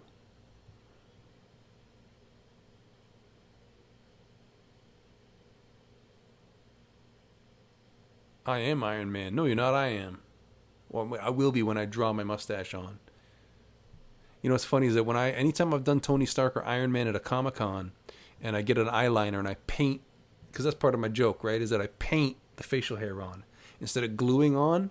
I draw it on, and so many people think that I do it with a Sharpie. I've had somebody come up to me and say, "Dude, you shouldn't do that with a Sharpie. That's so bad for your skin." I'm like, "How stupid do you think I am?" Okay, America Chavez says that Wanda is making a new Vision in WandaVision. Okay, well, that will be interesting to see. That show comes out this year, doesn't it? Oh, it's probably getting delayed to next year because all the movie delays because of coronavirus, and that show has to come out around the same time as Doctor Strange's next movie. That's the one bad side about all these movies and TV shows being so intermingled, is that if there's a delay or a hiccup or a problem with one, it affects everything else down the line. But it's working out well for Shang-Chi. Oh my God, Shang-Chi just all of a sudden became the big May movie. Because you guys know, the movie that comes out in May for the Marvel movies is always like the big one for the year. And so Shang-Chi has just gone from being the February movie to the May movie next year. Yeah, so Luca is talking about how in Doctor Strange 2, that the Raimi Spider-Man is going to be in it. I love this idea that they're going to bring back the other Spider-Man actors and do a live-action Spider-Verse. I can't wait for that. I also can't wait for whenever it is that they finally do Spider-Gwen in live action. Just please let her costume be the comic accurate one. Who's your favorite Spider-Man actor? Tom Holland.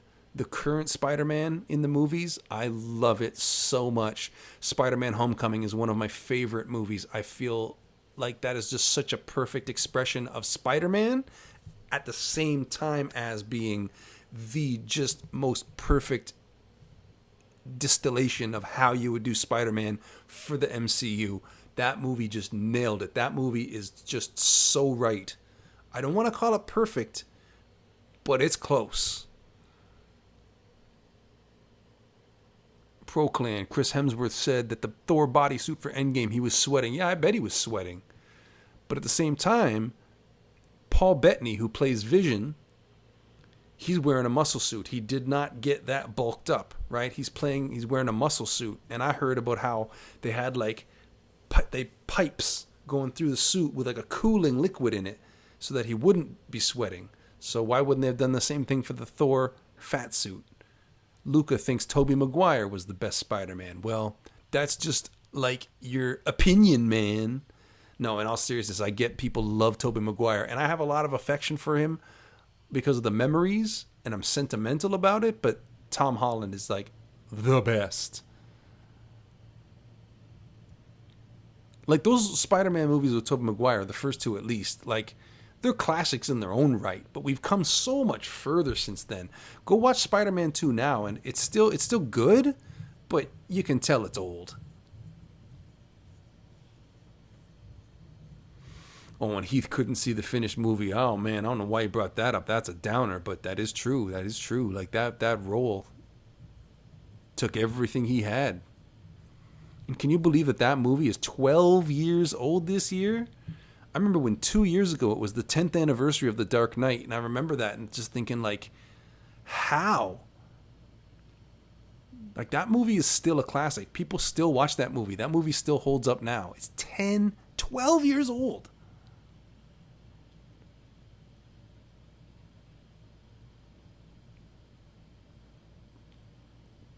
So a little bit of trivia for you is that Black Widow, Scarlett Johansson rather, was pregnant during the making of this movie. And so a lot of the Black Widow stuff they had to angle it so you don't see her tummy, or they minimize how much of it you can see with lighting angles and stuff like that. But Scarlett Johansson did some of these motorcycle stunts herself, And I remember that it was a big controversy in like the blogosphere that people were like, how could you put your unborn baby at risk doing those motorcycle stunts? It's like, there was never any risk. She's got the best people in the business surrounding her and helping her out, and so much special effects. There's never a worry. Scott Lang is literally everyone in quarantine. Yep. Scott Lang when he's on house arrest in the beginning of the second movie. Did you know that Heath Ledger locked himself in a hotel closet for a month? Yes, I did know that. That he locked himself away for a month and he listened to the Sex Pistols and wrote in a notebook. Could you imagine locking yourself in a hotel room for a month and doing nothing but writing in a notebook? That would make you crazy.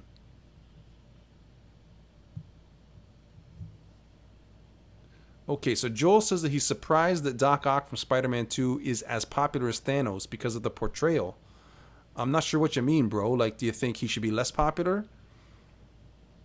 I want to see Dr. Octopus, like, who would be the new Dr. Octopus in the new movies? I hope we get to see that.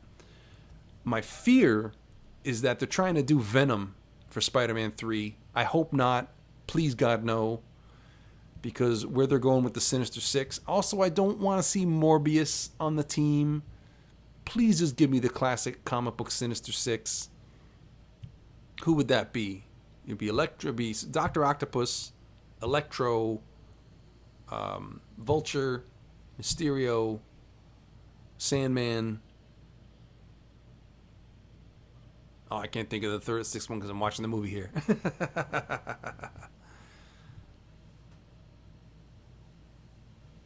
Okay, so now Scarlet Witch and Quicksilver are good guys and they're helping the Avengers.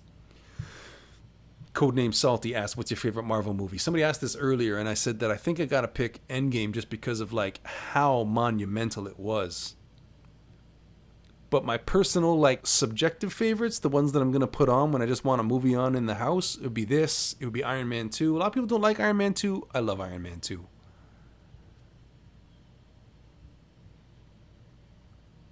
Daredevil is the most weakest Marvel superhero, but still badass. True. But his whole thing is not that he's like super strong, it's that his senses are heightened. And so anything that he does physically is just his own innate skills and talent. Thomas Robson, dude, it's not that they might make a Venom 2. Venom 2 was already being made. They had to stop making Venom 2 because of the coronavirus shutdown.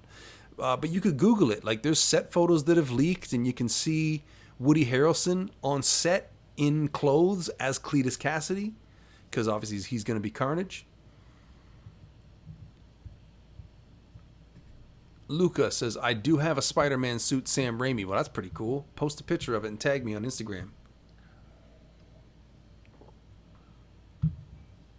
Captain America versus Ultron. That's right. That was a good fight. That was a great fight.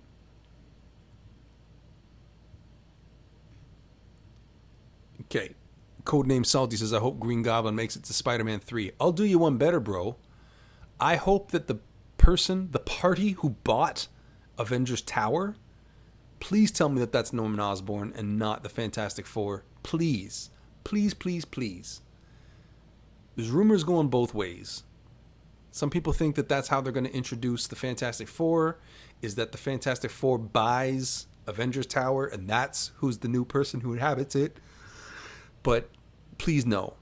Please let that be Norman Osborn.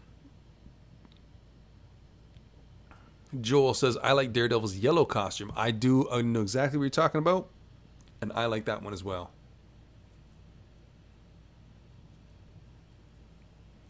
Yeah, that yellow Daredevil suit from the original comics was cool. I mean, the darker red one is more like iconic. That's his iconic look.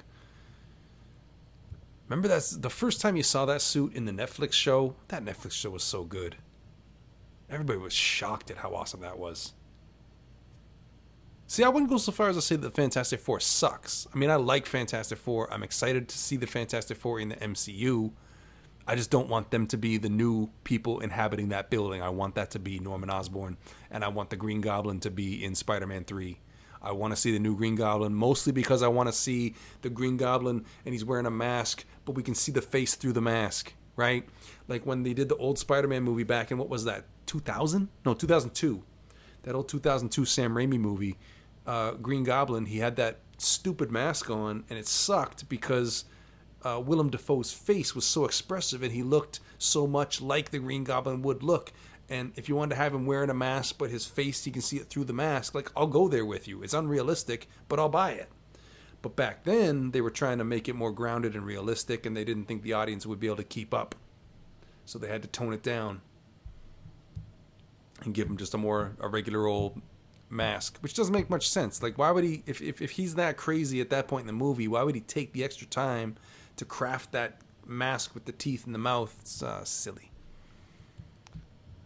Okay, America Chavez has a great point here. I once thought that Endgame was going to introduce the X-Men and Fantastic Four by making the final fight to be so epic that when Thanos died, it tore a hole in the dimensional fabric.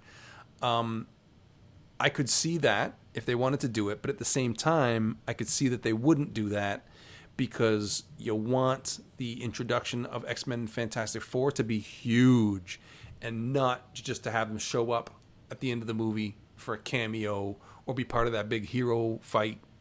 They need their own proper introduction. And like I said before, I really hope that they do it the way they did it in that Marvel's graphic novel. That back in the 60s, that's when the Fantastic Four and the X-Men were happening. And it works because there's been so many different generations of X-Men characters, and so many characters have come and gone from the roster over the years, that it works to say, okay, so you have the original team in the 60s, then you've got the 70s when it's Wolverine and Colossus and all them come along, and then new characters come in the 90s. And since time travel is a thing in this universe now, it works. If you want to have the original X-Men team interact with new heroes, well, you just write it that some time travel thing happened. They did it in the comics, right? How many of you read those comics where the original teenage X-Men team from the 60s got brought forward in time and they were going on adventures with their older current time selves? I mean, I don't necessarily want to see that, but I do want to see the 60s. I do want to see the Fantastic Four be from the 60s. One time I was at Comic-Con and I was Spider-Man and my bully was there. Well, beat him up back. Fantastic Four 2005, one of my favorite guilty pleasures. People hated how they just spoke and did experiments and did no superheroing. Well, they did a bit of superheroing. The first one I don't even remember all that much, but I remember I was watching the Rise of the Silver Surfer movie, and I remember thinking it was like ridiculous until I had a moment of like, oh no, it's just that this is a kid's movie. And then it made perfect sense after that, and I could enjoy it after that. America Chavez, who played Thanos in your epic parody movies. Oh my God. Well, that was a guy named Jordan Wilhelm. What's his Instagram name? I'll have to dig it up. But Jordan Wilhelm was the guy that played Thanos in our parody movies, and he's got the mask with the mouth that opens on it, and it's super cool. And he's very good. We just had to deepen his voice in post.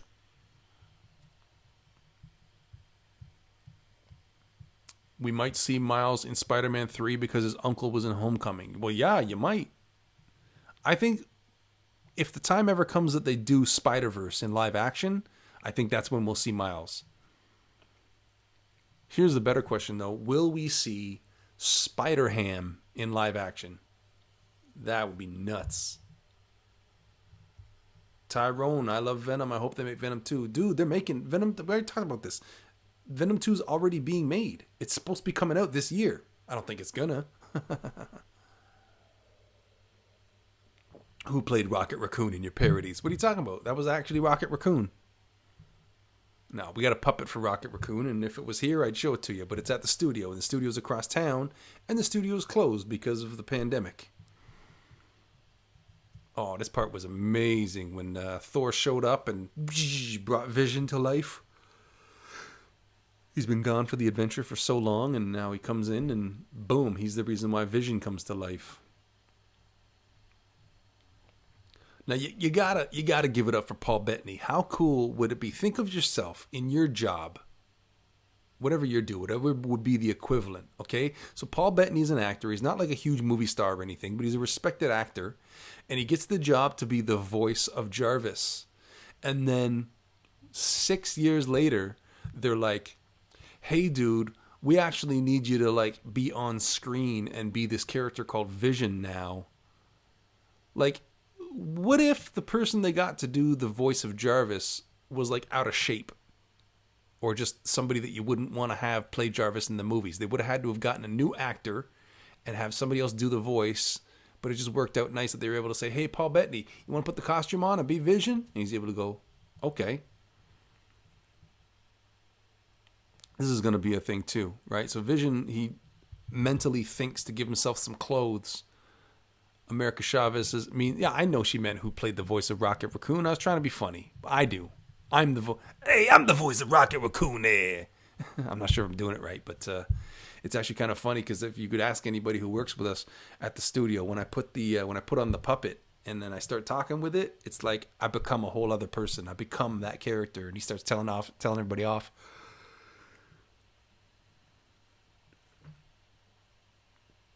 So I was gonna say, until I got distracted, that this part where Vision like looks at Thor and sees the cape and then gives himself the cape, like one of the things that's so cool about MCU and why it's so good is that they give like believable explanations for all of these things that could possibly come off as stupid.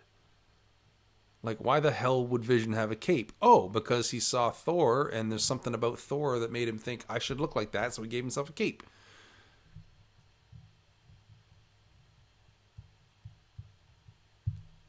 And it's coming up real soon. We've all seen this movie, so that we're not worried about spoilers here. America Chavez said it, Vision is worthy.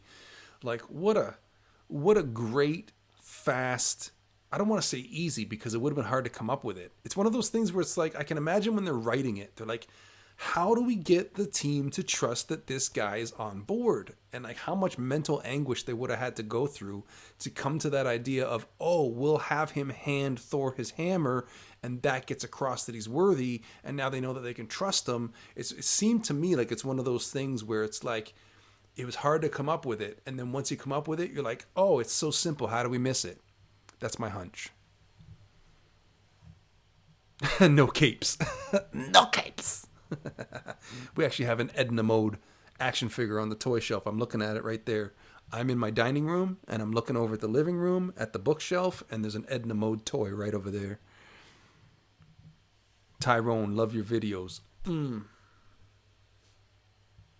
we got some more videos coming for you, and the pandemic is not going to stop us. We're going to keep making videos.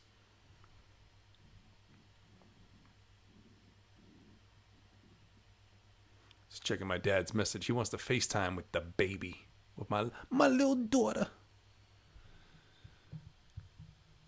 Here's a little fun thing for you, everybody. My dad is, because I'm up in Canada, and as you guys know, travel shut down, the border shut down.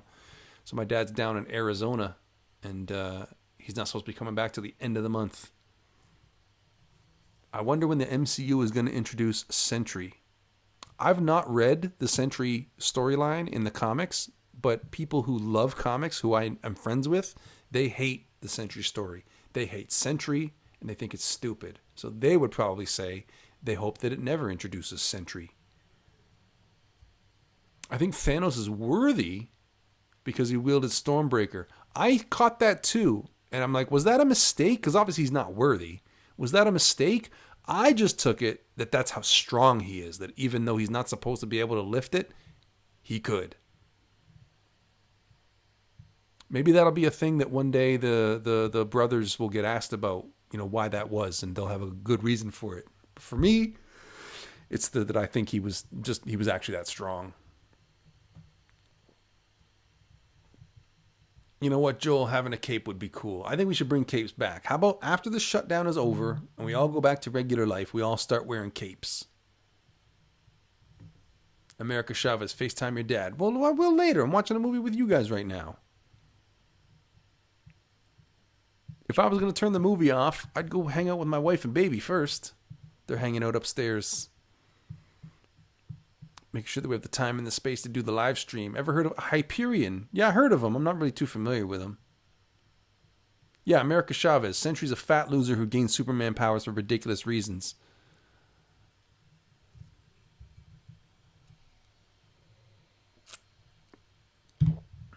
Oh, we're coming up to the big finale.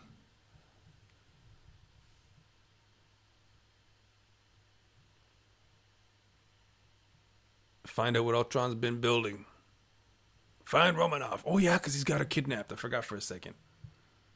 Alec, hi, you're amazingly fun. I just jumped in the live stream. Your videos are amazing and funny. I'm 11. Oh, wow. And I watch videos with my dad. Oh, nice. There's a Wakanda salute for you, bro.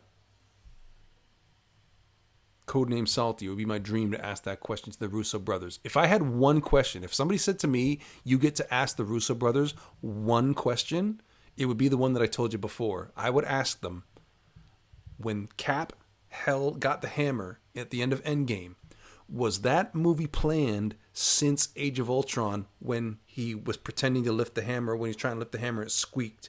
Was that moment planned since back then? That's the question that I want to know. That would be my one question. I need an answer to that question so badly in my life. Because nobody's ever asked it that I've ever seen. It's never been brought up in an interview that I know of.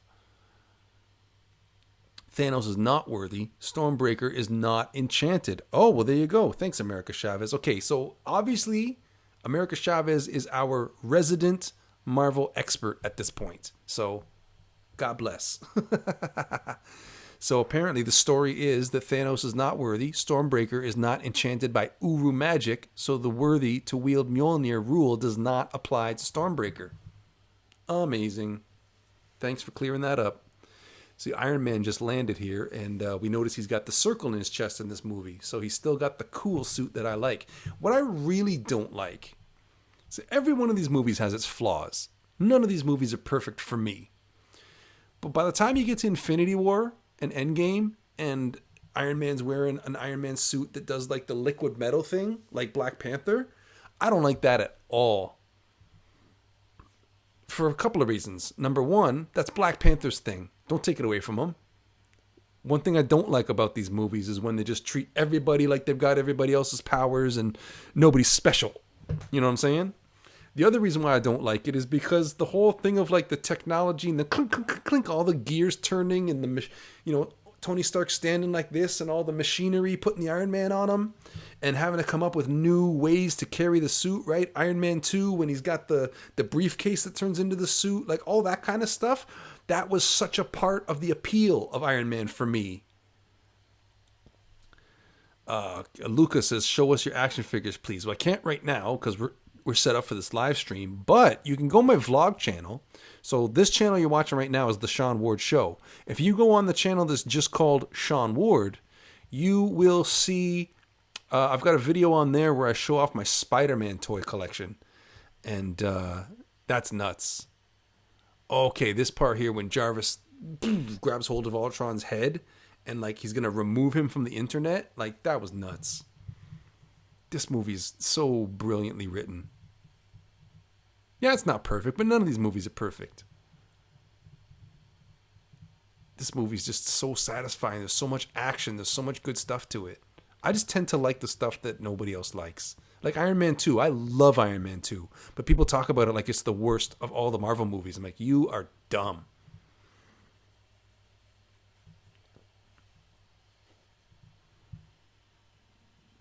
You take away my world, I'll take away yours. Okay, so this is when the city's going to go online and start going up into the sky.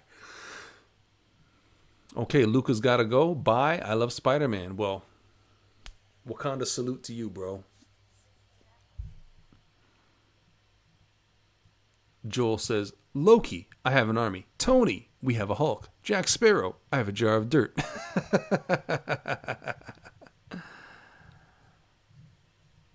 Xavier says, make more Sean Ward. Are you saying like make more videos? Because we are. You should do a Captain Marvel parody. We did the movie parody. And Captain Marvel is a character in a lot of recent videos. We've got a new person that came in named Madeline, who's been playing Captain Marvel lately. And she's very good. Excuse me.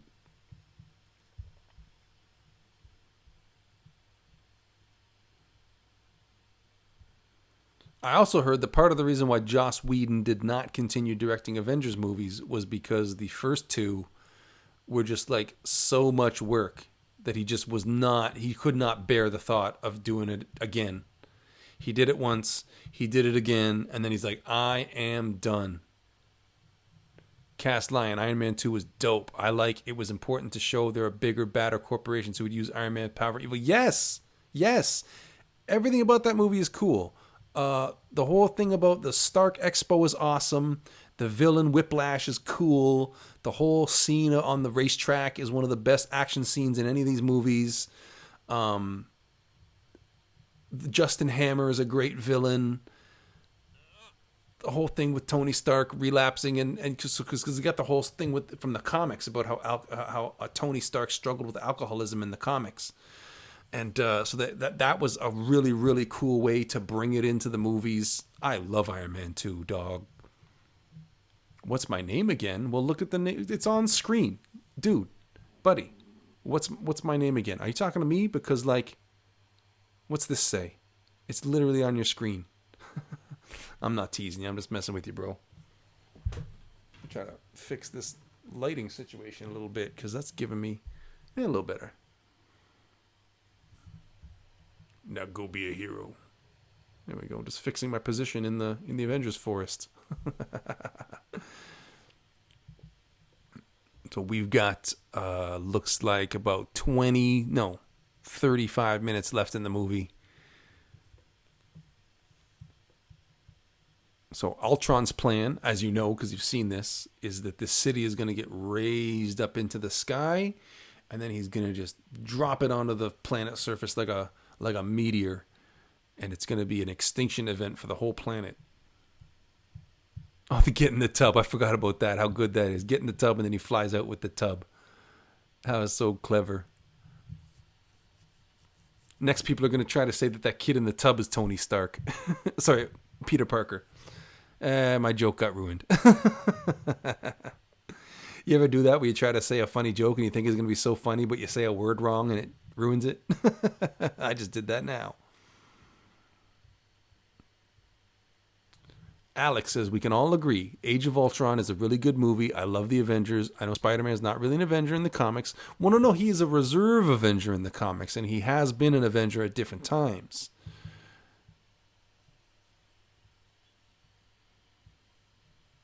Joel says that his favorite is Danny Klupsch, and her Widow cosplay was awesome. Dude, she is so good. She has played Black Widow.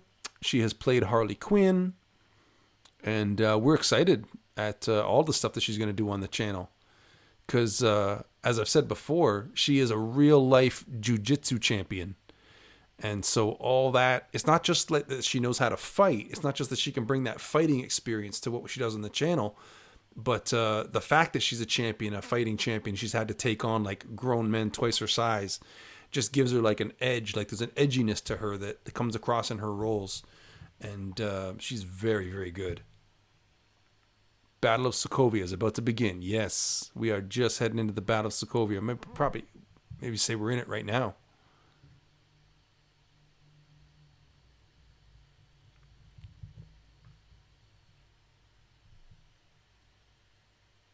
You go out there, you fight to kill. You stay in here. If you step out that door, you are an Avenger. See, that's a great message for everybody to take home with them. You know what I'm saying? Is it doesn't matter what you've done, where you've been, who you did it with, what kind of jerk you've been in the past. There's always time to start all over again. There's always time to reinvent yourself. The choice is always available to be a better person at any time. It's a great message. It's a great lesson from this movie. Oh, this Captain America thing with the car when he saves the woman. She's falling. Oh my God. Oh, Thor's got it. I loved having Stan Lee explain about the hammer and how it helps him fly. And he's like, it never made sense to me that Superman could just put his arms up and fly. But with Thor, we give him the hammer, so he throws it, and the momentum of it takes him up into the sky. It might not be realistic, but at least it's an explanation.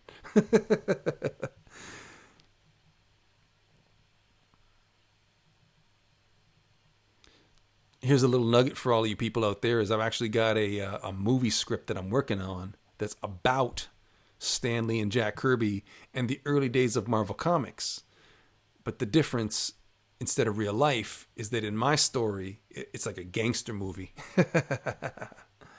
What is the best fight you've seen in DC Comics and Marvel? Okay, well, first of all, let's limit it to the movies because otherwise it's just too enormous to think about.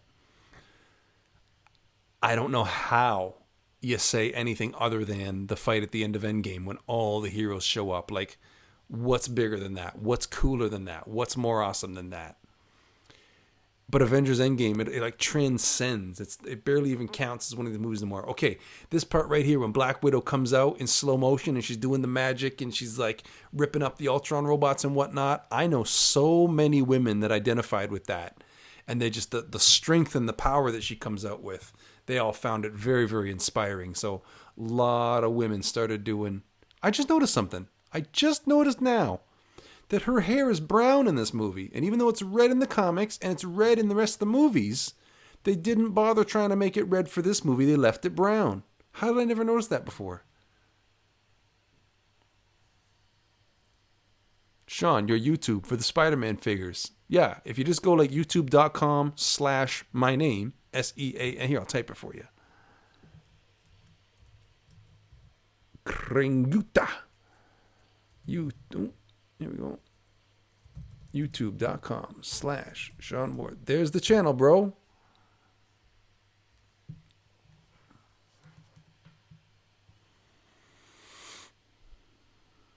Oh, when he got the bullet through the arm. So one of the flaws of this movie is when they talk about how Quicksilver, when he gets shot, they're like, well, if he can run so fast that he can outrun all this stuff, how did he like not outrun those bullets? You know, it's a big dramatic moment. Now, here's a real deep one for you. How many people in the live stream right now have seen the movie called Nowhere Boy, where the actor from this movie who plays Quicksilver, in that movie plays John Lennon from the Beatles?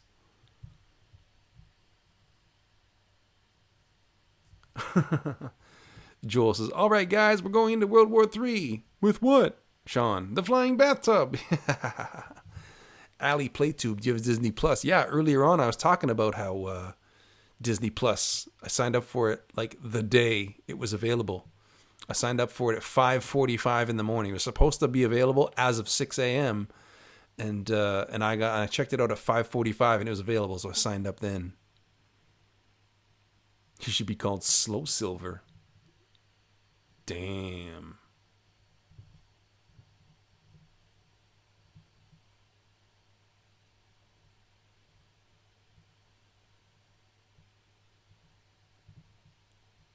Ellie, what are you saying nope to?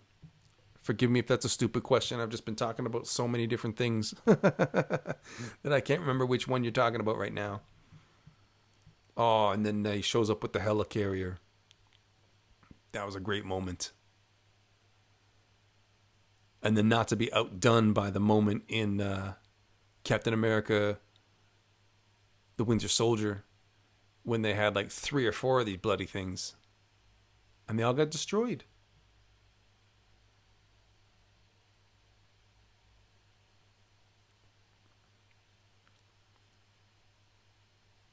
Maria Hill. Remember when Maria Hill was in Spider-Man Far From Home? Why wasn't she in Spider-Man Homecoming?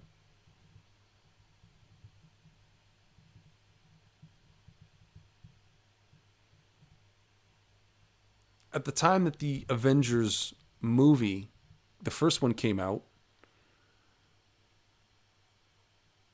Maria Hill was the leader in the comics at that time. Maria Hill was the director of S.H.I.E.L.D. instead of Nick Fury.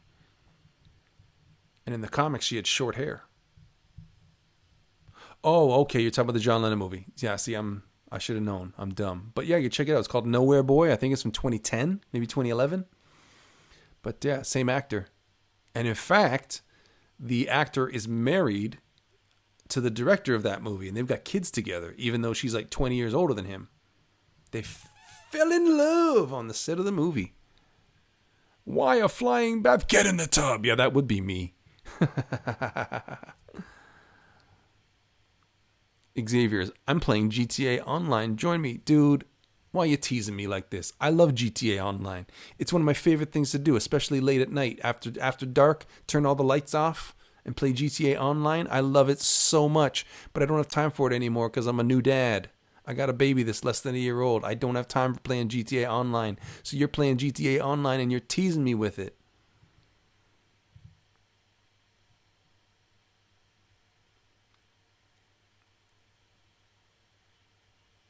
Aw, crap. Here comes the Ultron robot to destroy the helicarrier.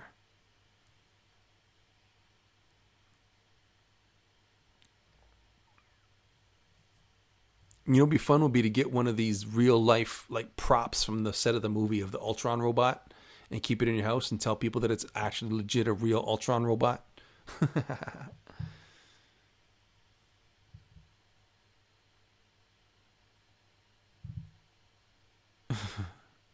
Running out of things to say. Are you ready? Kaboom! And hits him with Mjolnir.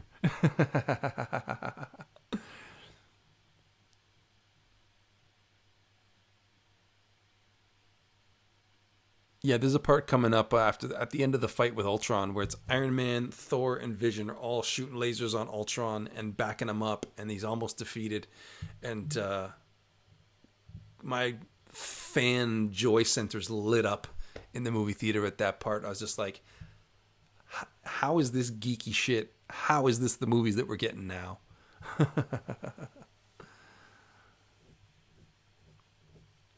Avengers, time to work for a living. Yeah, no kidding. Oh, you know what's coming up now is that big 360 shot. One of the best choreographed action scenes that's ever been in one of these movies. Yeah, Ellie, tell your husband. I mean, if you guys like the Beatles, it's a movie about like that period of their lives when John Lennon met Paul McCartney and they started the band. And unfortunately, it also means it's the part of his life when his mom died and all that stuff. So it's a bit of a sad story, but it's a good movie.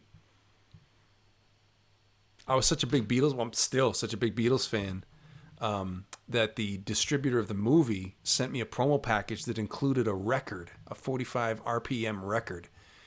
That is some ancient technology. If anybody knows what I'm talking about, I don't even own a record player, so I can't play it, but I have the record. The song that they sing in the movie, they made a record of it, and it was a promo item, and it was designed to look like an old record from that time, the early 60s. Everyone is throwing hate on Hawkeye. I know he does not have powers, but Batman does not have powers. I think people used to shit on Hawkeye, but these movies have done Hawkeye justice. I think people like him now. He's a badass, especially after he was Ronin for a while in Endgame. I don't think anybody would say that Hawkeye's not badass now, this far into the MCU. Okay, I heard the music chime in. Yeah, this shot right here when Captain America leaps and the camera goes all the way around the whole team. Ultron robots flying in from everywhere. This is another one where the whole theater was just erupting in applause, and I could not believe what I was seeing. Like the pleasure centers of my brain just like lit up at that shot. It's still one of the best shots in any movie ever. Like I'm getting tingles watching it right now because I love this stuff so much. Okay, America Chavez asking about Young Avengers. Have I checked it out? I've read a bit of the comics, but I've also heard that that's where they're going with the movies. Is they're trying to set up Young Avengers as a Disney Plus show so that that can be the Avengers in a future Avengers movie. Oh, having the okay. Here's the part I was talking about when the three of them are shooting the lasers at Ultron. Like this is just like pure geek madness, and that this is what we're getting in our mainstream movies. Back when this came out, I was just like, "This is insane." You know, with the benefit of hindsight.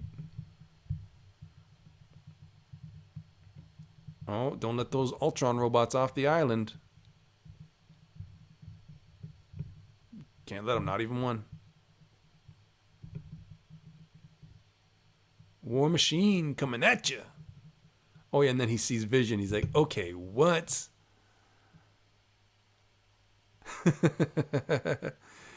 It's kind of funny because you're watching the growth of these characters, and you fast forward a couple of movies when like dudes coming from space is totally normal, but just at this point, War Machine merely seeing Vision and his brain breaks.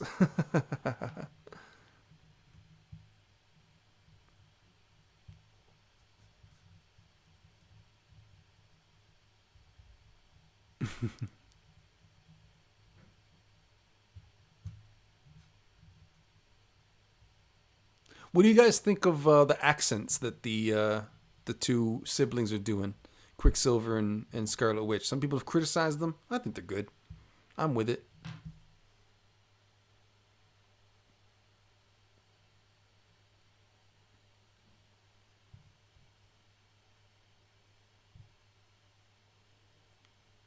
No one eats in a dining room.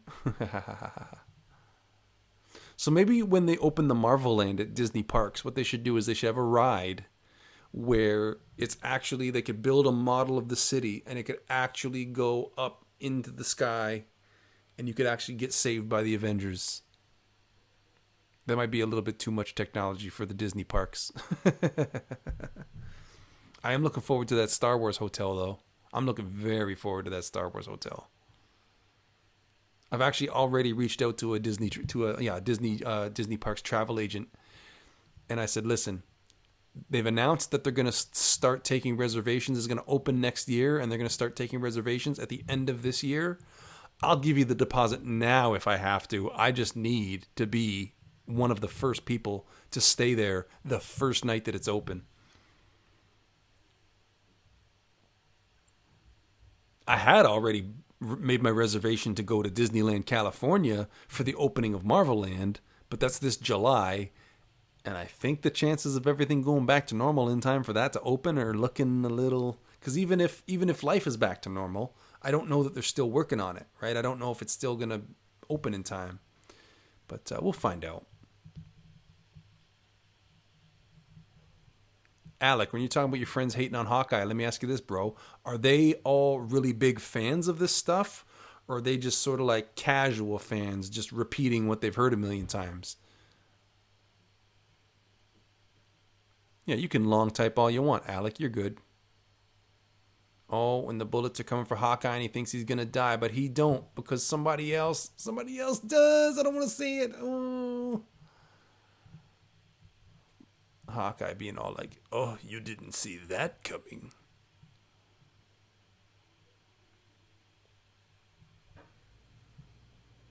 Heartbreaking moment. I don't even care if it's unrealistic. I don't even care if you think that Quicksilver should have been able to outrun those bullets. This was still a heartbreaking moment.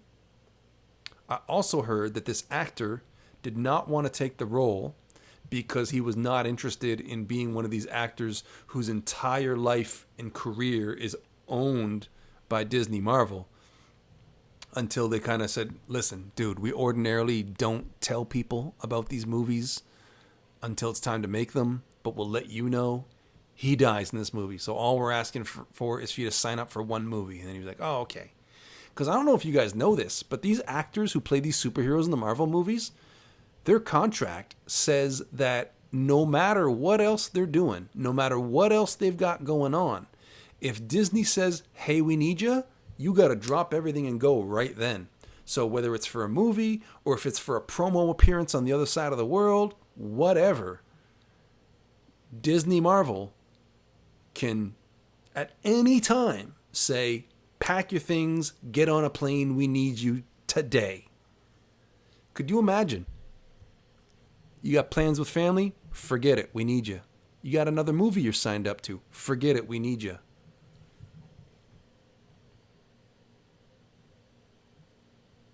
Okay, Luca, why are you asking about sending you money? Nobody's sending you money. It's a pandemic time. Everybody's money is tight. Which is, again, why I got to say thanks to the two people that sent in super chats earlier. Because the fact that you would be able to do that during this pandemic time is nuts. So just for anybody who has come in late, I'll remind you that this right here is the time of how far into the movie we are. So even though it's late and the movie's getting near over, there's still time for you to join up with us and watch the ending. You just got to sync your copy of the movie up with us and watch along with us.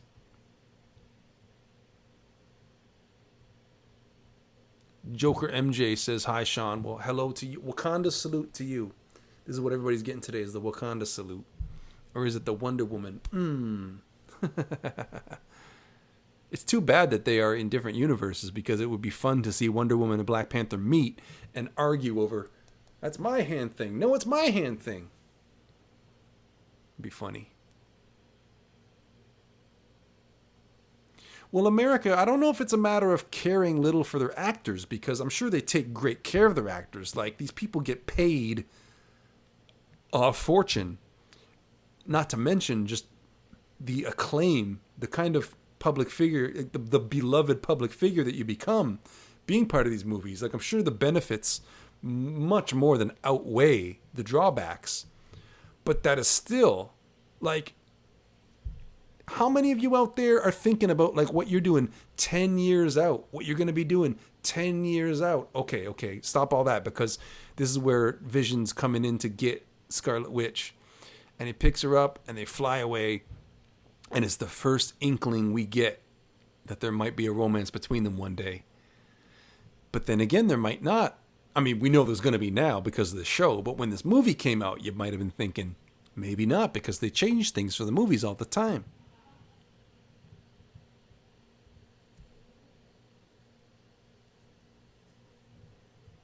But yeah, I don't think it's that Disney cares little for their actors. It's just that they demand an extremely high level of commitment, because these movies cost so much to make. And when they're out there in the box office, people around the world are watching them. And of how many moving parts there are to keep this thing called the MCU going, trying to manage everybody's schedules and getting everybody in the same place at the same time when they need them to be. Like, that would be so difficult, that having it be in the contract that you got to drop everything and come whenever we need you. Like, honestly, I doubt that they call them up and say, we need you tomorrow. Like, I'm sure they give them plenty of notice, but it is in the contract, though. We need an Iron Man versus Batman movie. And if DC Marvel make a deal, but if that is not how it works, hey, dude, I would love a Batman versus Iron Man movie. Because it would probably end up with a part where Iron Man makes Batman a bat-themed Iron Man armor, and then they team up together to fight, and they've both got the armors on. Like, how cool would that be? Iron Man gets to go to the Batcave. Like, that might not even be so unrealistic. Okay, this scene right here where Vision is talking to the Ultron robot, that is my background right now. It's exactly this shot. So for all of you that are asking, why don't I show the movie, or even just a little bit of it, there, I just did. I've been showing you a piece of the movie this whole time. How is Wanda gonna love Vision? It's like having a sexual relationship with a toaster. Well, no, he's robot, but he's man shaped. And you see, a lot of dudes or people even are buying those. What should we call them? The intimacy dolls, shall we call them? So I mean, people do it. Only this one can get up and walk around.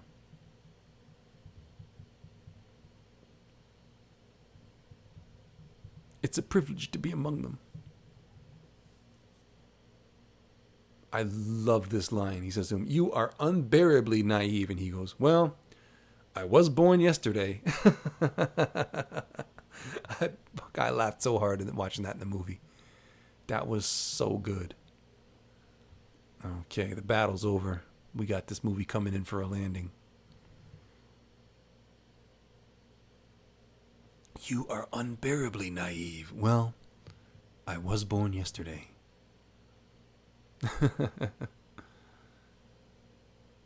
Okay, so you thought it was emotional when Hawkeye shows up back at home with his family, and they get to hug. She thought he was going to die, and then that is nothing compared to how emotional it was at the beginning of Endgame. Have you guys, of course, yeah, you're big fans. Did you hear about that part, how the scene at the beginning of Endgame with Hawkeye and the family, that was supposed to be at the end of Infinity War, but they decided that it took too much away, like that whole thing of everybody dusting away and Thanos feeling like he's won, like it just dragged on that little smidge too long to have the Hawkeye scene. So they moved it to the beginning of Endgame instead, where it actually does work, like, way better. Marvel Trinity scene coming right up. Yeah, you got it. Are they ever going to make up another Black Panther movie? Dude, that is the May movie for 2022. So it's going to be a while, but yeah, Black Panther 2 is coming out in May of 2022. And in fact, a lot of the talk has been how, with all the movies having to shift their release dates because of the coronavirus shutdown, Black Panther did not have to move. Black Panther 2 stays in May 2022. Because I think they had some like dates on hold, but didn't have a movie put in it yet. So just the movies that got moved just occupied those dates. And Black Panther 2 got to stay right where it is. Okay, Alec is pointing out that in the comics, Hawkeye did make out with Black Widow, but they broke up. That's true. But it is a bit of a shame that we did not. Even if they broke up in the movies, it would have been nice to see them together, even if for a little while.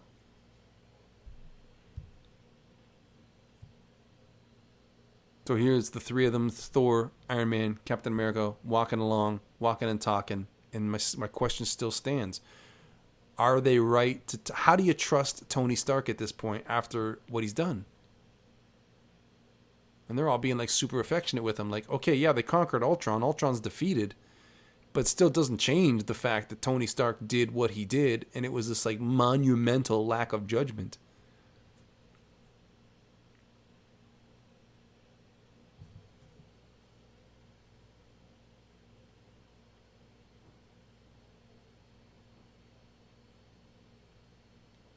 So this was the last Avengers team-up movie for 4 years. It was this one in 2014, and then Avengers Infinity War would not come out for 4 years later.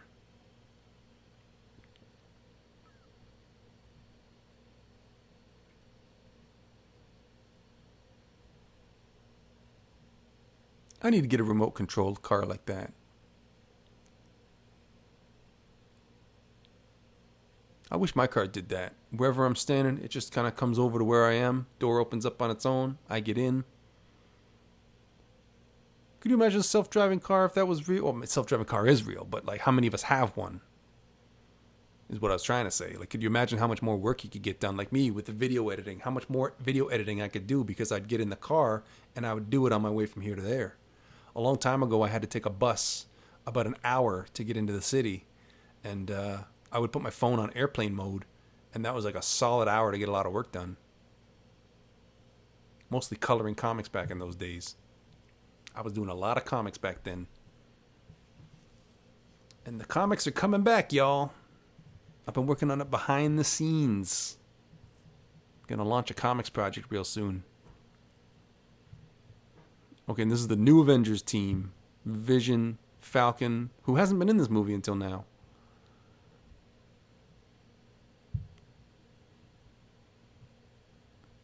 So why wasn't Falcon helping them out in Sokovia? Okay, so you see that right there where he says Avengers, and he looks like he's going to say Assemble. I mentioned this last week, during last week's show, that it's in the bloopers. If you've watched the bloopers, you know what I'm going to say. That he actually didn't say Assemble on set. And they did that deliberately because they were afraid that if they did a take where he actually said it, the studio would make them use it. It's like, oh no, we never even recorded him saying it. But it was interesting that they waited until like that late in the game, the very end of the last movie, for him to finally say it. Avengers Assemble! So this music right here, this particular song from the end credits of Avengers Age of Ultron, has been my morning wake-up alarm sound for, I couldn't even tell you how long. It's just like, it's how I get the day started. It's very invigorating. I recently changed it to the Spider-Man Homecoming sound, but I think I'm going to change it back. That was my wake up for like so long. So here we are. The movie is over. The credits are going on the screen, and it's time to nominate what movies we should vote on for next time. I don't know if we're going to do it again next week. I might have to make this more like an every couple of weeks or once a month kind of thing, because making videos is taking so much more work now, and there's so much more things to do that I didn't have to do before just to keep everything going with the channel. To devote what amounts to the day to the movie thing, it's tough. It's difficult. That's what I'll say about it. Is it's just like it's basically an entire day out of my week is focused on doing the movie party, which I love doing. It's just that if I have to make a decision between doing movie parties or getting videos up, I have to choose getting videos up, and that's proving to be a challenge right now. So I don't know if it's gonna be every week. Oh, the mid-credits scene now with Thanos. Let's take a pause for a minute to watch this. We're looking at the gauntlet with no stones in it yet.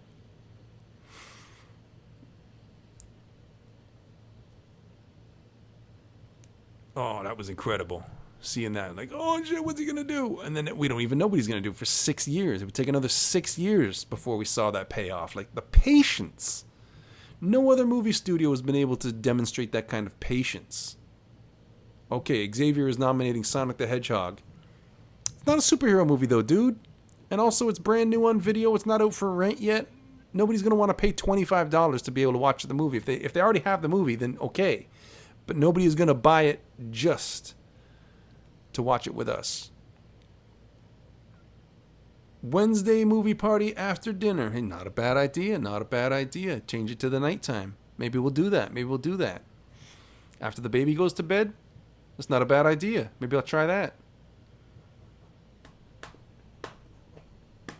I like how in the credits it's Stan Lee himself. Except he wasn't playing Stan Lee. He was playing some World War II veteran. Whatever. Call him Charlie the World War II veteran. All right. So, everybody, if you've got suggestions for what the next movie party movie should be, we have suggestions right now on my phone, like Daredevil and Green Lantern were 2 suggestions from last time. Somebody suggested Guardians of the Galaxy 1 or 2. You can let me know what you think about those suggestions. Shazam was a suggestion.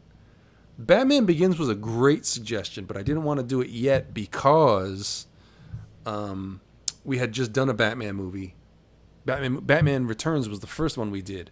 Doctor Strange is on the list. I'll put ×2. Ant-Man, it's on the list now. Deadpool was one from earlier, so one more suggestion, and Spider-Man Homecoming. Well, we did Into the Spider-Verse last week, so I don't know if we're ready for another Spider-Man yet. I think we got to give it some breathing room, see some other heroes first. Cast9 is nominating Solo as in like a Star Wars story. It'd be interesting. It would be an out-of-the-box choice, that's for sure. I love Solo, a Star Wars story. That one did not do too good. I think The Last Jedi put a lot of people off, but is exciting. Don't do nighttime because I can't stay up that long. Well, maybe you're in a different time zone. Alec, what time zone are you in? Black Panther. You know what? Black Panther is a great suggestion. So let's do that. Black Panther. So it looks like those will be our 4 movies that we will vote on for next time. Doctor Strange, Ant-Man, Black Panther, Deadpool. It is a Marvel mania party up in here. Avengers 4. I'm hesitant to do either Infinity War or Endgame just because they're so long. And not that that's a problem, just, I've got a little baby to look after. So Solo is a great suggestion, but we will put that on the bin for the next time. The 4 that we will vote on for next time will be Black Panther, Ant-Man, Deadpool, and Doctor Strange. And that'll be a lot of fun. So as the movie's over and as the credits are going up the screen, we've got just a few minutes here to answer any other questions you may have or any other things that you want to take up with me. 4:23 in your time zone. Well, yeah, it's 4:23 here too, so we're in the same time zone. Well, if I did it at night, you might have to stay up late. Or you say you watch my videos with your dad, watch the live stream with your dad. Tell him it's a special occasion and you need to stay up. But yeah, maybe we'll move it to the evening next time, even just as an experiment to see how it goes. That'd be fun. But yeah, those will be the movies that we vote on for next time. And so thanks again to everybody for coming in and joining the live stream. It's, I think, time to bring this show to a close. So thanks for tuning in. Thanks for hanging out.